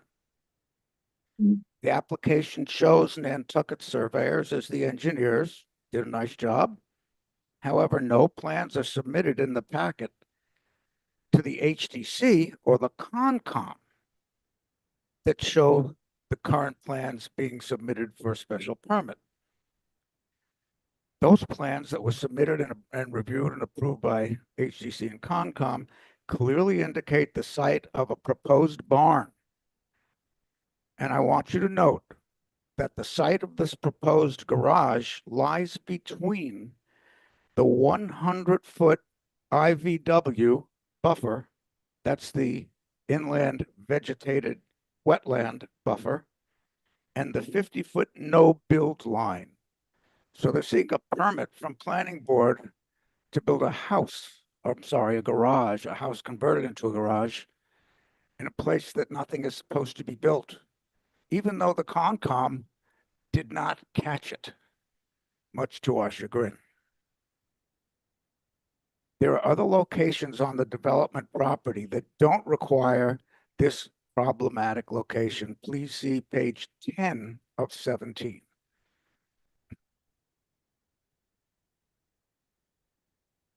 There you go. Thank you. As you can see in the blue outline, that's the entire property of 34. The proposed relocation is on what I'll call the right side of that box and on the right side of that driveway. You can see that entire area to the left, which is not wetland and not subject to some of these barriers and buffers, where that garage could be placed and not be so offensive to this Nantucket neighborhood. So if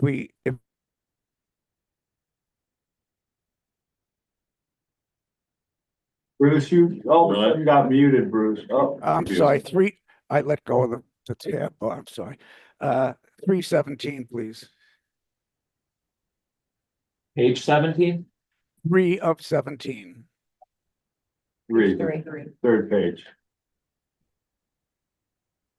There you go. Thank you. You will notice the last sentence that's typed in. It says, wetland and zoning setbacks restrict the ability to place the garage on map 59-4 parcel 79. And as we just saw, that's not so. So there's space for it. That's not so problematic. And what the advisory group, Nantucket Advisory Group, Review Group is requesting is that this permit be held for further review so some of these issues can be resolved to have a less impact on this cottage type neighborhood. One of 11 neighborhoods in Nantucket, but this one is special. It's in the old historic medical district where these cottage type houses are prevalent. Thank you for your indulgence, and I appreciate the opportunity to speak with you. Thank you so much. Thank you, Bruce, and I appreciate hearing your perspective. Just a couple things I want to touch base before I turn it over to the rest of the board is that HDC and Concom are their own processes that really we cannot base approval or denial based on what those other boards do. But what that does mean is that if we approve this, they still need to be approved by HDC and Concom. Right. So that's important to understand. Very pleasure. I think with a few of the things, I've got two avenues I'd like to go down, but first I'd like to hear from staff about some of the things that were just represented here. Because I think they have a slightly different perspective on it, and then I'd like a moment or two to address the Nantucket Application Review Committee. So. Wait, hold on. Sure, so what, I guess what points exactly, the use about or what? The use, whether through a special permit that use is allowed. Yeah. I want to quote the exact definition. So in the use chart, you'll notice that it lists a residential garage A/SP. And what that means is that if it's not going to be the primary use on the lot, it's required to have a special permit to be the primary use on a lot. I mean, that's also clarified in the definition, which if you bear with me just a moment.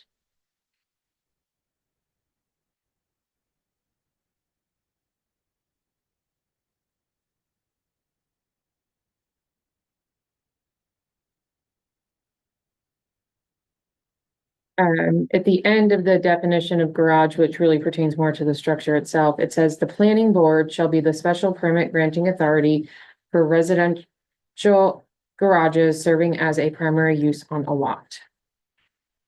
Okay, so that's why this is before you. And the reason why it's considered a separate lot, as Mr. Santos explained, is that it's what appears and functions as a single lot is separated, in fact, by a paper road. Also, that blue highlighted portion of the large lot 34 was also explained that's not accurately reflected on the GIS system. If you look at the roadway, that really is truly the division of what is and is not the property in question. Was there any other points? No, I don't know. No, I think that covered it. Would you like to address just the placing on the lot?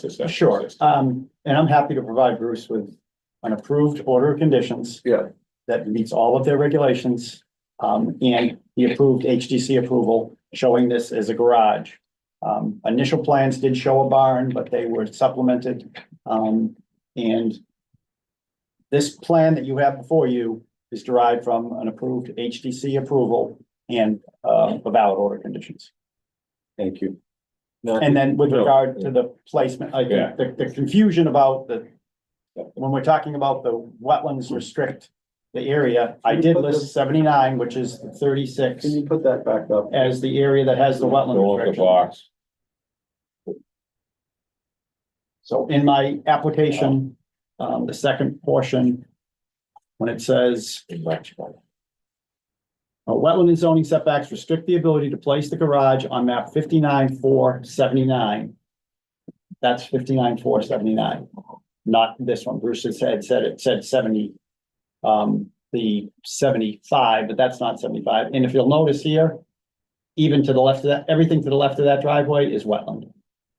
This area, the remaining area that's shown over here is all wetland. We don't own it anyway, but that's all wetland. The wetland line is all the way up here, isolated wetland here, bordering wetland here, flood zone, policy coastal bank. There's a whole lot going on there. But that structure, as you see it here, was HDC approved as the garage move off, and I have order of conditions for that proposal right there too. Great, thank you, Paul. I'm gonna go to Matt. And it was So, mentioned, yeah, that question there, I mean, I think the location issue got answered by that, with what Bruce asked. Okay. Okay. And then the 100-year-old versus 1975. I don't know, unless that was a move Building on. looks all the same. That was the Pollocks, the Pollock family built that property. It was a vacant piece of property in 75. I always considered that was a new structure, unless that was a move on to that location. That house was built in 1975. And the HTC would have known that. So Approval. there was some discussion about, so it must, if anything, it might have been a move on. It's in 75. But either way, they're saving that center core, and then that's what becomes the garage. Yeah. But that house was built, that lot was vacant, that house was built in 75. I've got all the permits, I've got everything to back that up. Great, thank you. Now, did you have anything else? No. Okay, no one's in the public. Bruce's hand is back up. Okay. We'll let him from him, just give him a couple minutes. Bruce? Just a couple minutes. If you haven't had a couple things answered, let us know, but we're trying to not draw this out too long, please.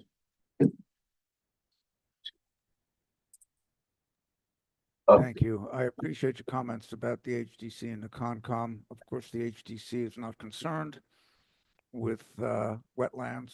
They're not concerned with 50-foot no-build buffer.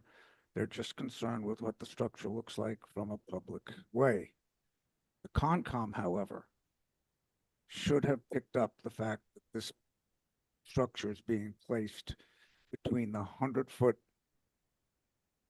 vegetated buffer and the 50-foot no-build buffer. And if it's the only place that can be built, it should be revisited. But we wanted to get our comments on the record. We appreciate the opportunity, and we understand that this is a residential garage as a primary structure on a single assessor's lot that's going to be used as an accessory lot that the planning board is approving. Okay, thank you, Bruce. And we have someone for special comment that is a member of the Concom that will help clear up your concerns about this application. So like, Just Oh, it's speak. the owl. right there. It picks up a whole bunch of things. Yeah, so, State RJ your name. Turcott, speaking on behalf, or not behalf, I'm not gonna speak for the commission, but I'm a member of the Conservation Commission, and when this one came through, there's the existing structure that was within the 50. And the reason that I got permitted the way it did was because we don't normally allow things. It's a no build zone within the 50-foot buffer to a wetland, but we did allow it because it was going to be turned to move back and there was going to be a reduction in footprint. So it would have been an overall improvement to the resource area. So that's why the commission made the decision they did there, just to clarify the 50-foot no build area. Okay, thank you so much. Thank you. Much appreciated. And I would say, I think Bruce is confusing the 50-foot to the 100. The 100 is jurisdictional, the 50 is the no build. So I'm between the 50 and the 100, Which gives them that's okay. So I think it just, And there's a lot of and it's very confusing. There's a lot of lines on this plan. There's a lot of setbacks. It's very confusing, but I think, and Bruce, you're listening. Bruce, you can call me, email me anytime if you've got questions. You know that. It's the 50 to the 100 is allowed to be placed. It's just, that's just anything within 100 is jurisdictional. Okay, So. great, thank you. Larry, the floor is yours. Thank you. Something that really catches my attention, which is maybe a little side to this, but still it's the weight of what's here. Through you to Mr. Mandel. Who is the Nantucket Application Review Committee? I see a brief thing here. It says it's some 8 people. That's all I will explain it, thank you. The members of the former Nantucket Advisory Board to the HTC were reorganized into what was called the Nantucket Community Application Review Group. And this was done after the Nantucket Advisory Board was disbanded. And the 8 members of this community group have already been acknowledged many times by the HDC and the Concom as being allowed to submit just one combined message stating any community concerns rather than submitting 8 separate messages essentially stating the same things and taking up a lot of time.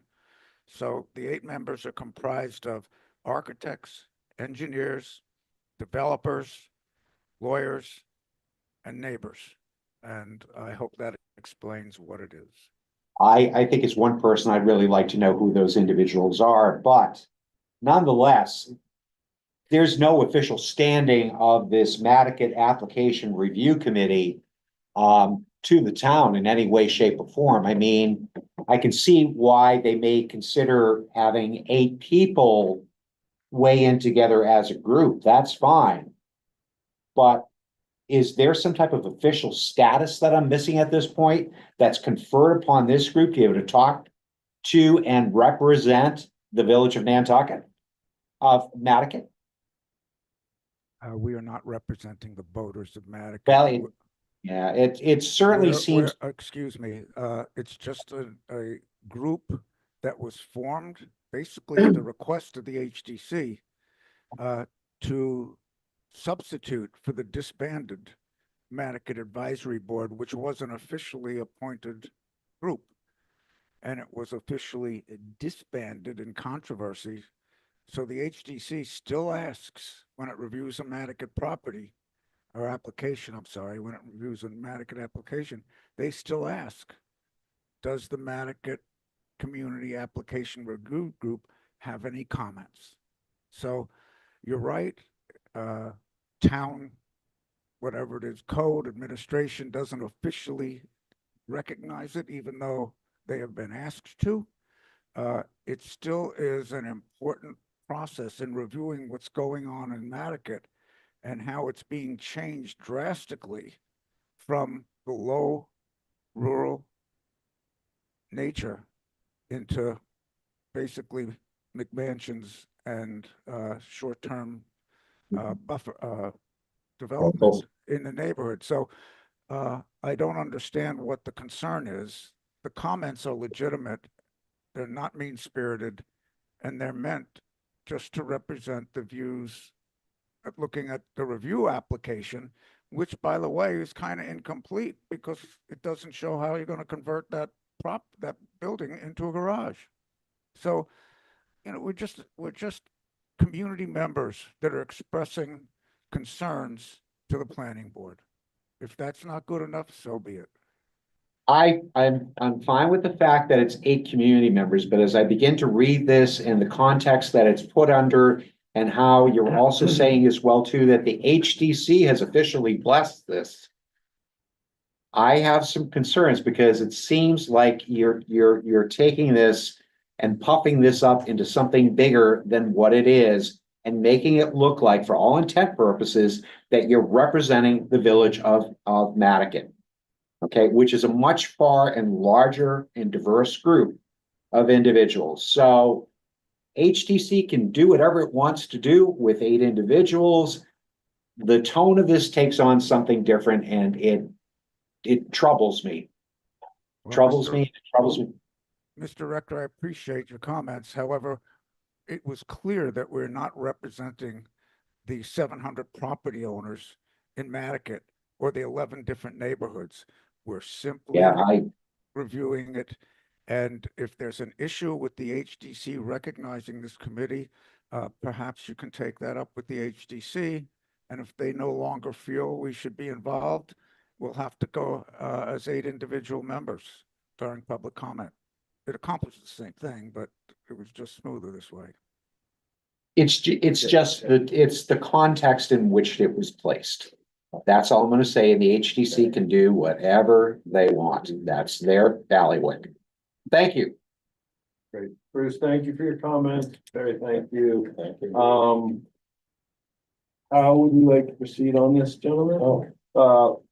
If there's no more hands up, I would entertain a motion to close public comments. Second. Motion made by Joe, seconded by Nat. All in favor? Aye. As to merit.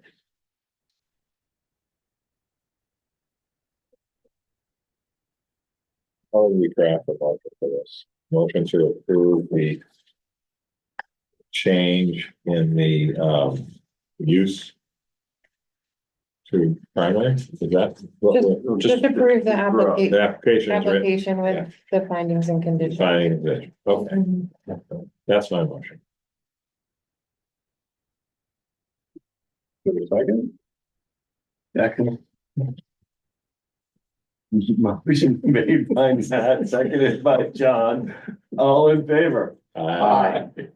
All right. Just looking at Joe's Manhattan area plan, the entire time. Thank you. Thank you. Before we adjourn, I would like to thank Barry Rector for his years of incredible service, for his thoughtfulness, his work ethic, his perspective, and for just being a joy to work with. And anyone else have anything to add to that? Hang on, is that a paid thing? Do I? That was beautiful. That was lovely. That was really lovely. No, I just want to say, when I got on the board, you were very open and very helpful and kind of give me some guidance on some questions or concerns I had through an application, whatever. And I just want to thank you for your, just having an open door policy and being a great board member and someone I really enjoyed working with. And I just want to say thank you and wish you all the best. And, you and John Chevelle can hang out now. Yeah. I think applications are still open for all. Yeah, there we go. Nat, thank you. Barry, remember the days at the lunch on the high school?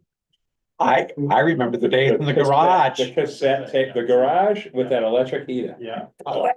Yeah, the heater would come on and it was like, just the whole meeting would shut down for 2 seconds because of that noise. It's like a lightning bolt. Oh, good, you let out a sigh. Every time we go up to that cafeteria, I think of Frank, Donald, Aaron Makovich. I was sitting with him and Joanne Hogate. I don't know. And that Sahibi guy. I think of that meeting. Oh, yeah. The guy that bought Dreamland for I remember first that. fire. Oh, heck. He said packing. I've never seen anything like it. I watched Nantucket happen. Like I was like, Run out wow, of town. okay, I can't talk to them like that. I was just sitting there, not saying anything. And I'm like, he's not going anywhere, this guy. And it was just, Barry was right there. Just so you know, Barry, soon enough, he'll be in the new Island home and you have our meetings there. There we go. The senior center first. Yeah, there we go. There we go. I like that. Well, hang on a minute, Barry. I'm gonna hang on. I'll hang on. No, so, I obviously haven't known you as well as long as, everyone else, but It's a blessing, John. I do remember asking Barry, when I got appointed as an alternate, I think it was, to the planning board, if you'd have lunch with me and, give me some help in understanding what this thing is all about. And I thought that this is gonna be a tough one because I know nothing and this guy knows everything. turned out to be a very enjoyable lunch where it was laced with, well, look, you might want to consider this. And he was so polite in like making this new kid, feel okay coming on board with you guys. So I appreciated that. I went home feeling less nervous about, embarking on it. And I appreciate that, Larry. You're welcome. Thank you. And it's my pleasure. Barry, you've been a Yes, ma'am. delight to work with, Aw. and I'm really gonna miss the random pop-ins and. No, Those are gonna end? Yeah. No, Not but necessarily. really, I just thank you for all your support and wisdom, and we'll miss you. Thank you. Thank you. Thank you. So Hans being second choice on your pop-ins. This is You the should have prox- had third choice. That's the proximity issue. And I will say too, as a consultant, Barry, hard to believe, but I've been here 20 years now. I know. Those meetings in the back of the fairgrounds and, Yeah. Nat and Barry will remember, and every meeting downtown with Sylvia asking, how come we don't have parking spaces? Oh, God, I almost forgot. Four Chestnut. Yeah. Flat Sylvia garage, would never be- had a car. The best thing when they eliminated the parking in the CDP for Sylvia was like heartbroken. So it was like, we had, That's the stuff I really. that was some different times. Nobody believes me when I tell them. Oh my God, now. Parking. So, 4-1 vote for Dreamland. thank you, Paul. That's really, that's 4-1. really very kind. It wasn't Um, 5-0. Oh, Abby. Abby. Abby, I get a chance, don't I?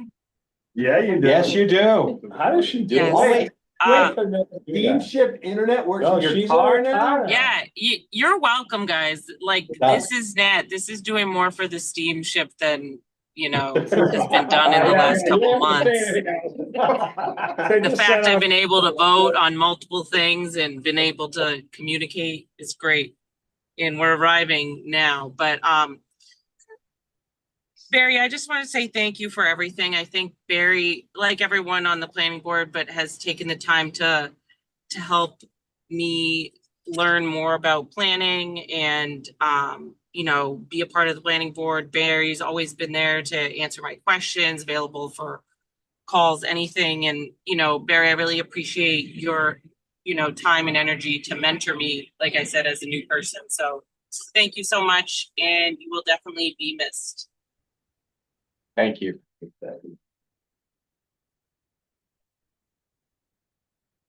You're gonna get me to cry. Wow. Thank you, everyone. It has been a real pleasure to work with you. As you can hear through Nat, it's been quite the adventure as well, too. Almost 20 years for me, being like you. Yeah, 24 for this boy, You've been delightful to work with. I appreciate the diversity of views that you all bring to the table at this point. We may not always agree on everything, but one of the things I like is that we're not disagreeable afterwards. We pick up, we move along, and we get to the next stage. It's really with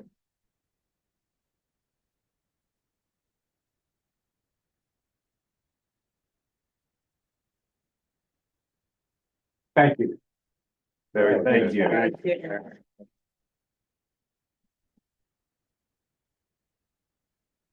Mary Ann, thanks you for releasing me back to the real world. All right, guys, I will take a motion. So, motion to adjourn, Janelle. Second. All in favor? Aye. Aye. Hey, I want to keep going. 2019, aye. Thank you. Oh, Barry, thank you, buddy. Thank you, Bob. I'm sorry I'm gonna miss the dinner. Bye, guys. Bye-bye. See you on Monday.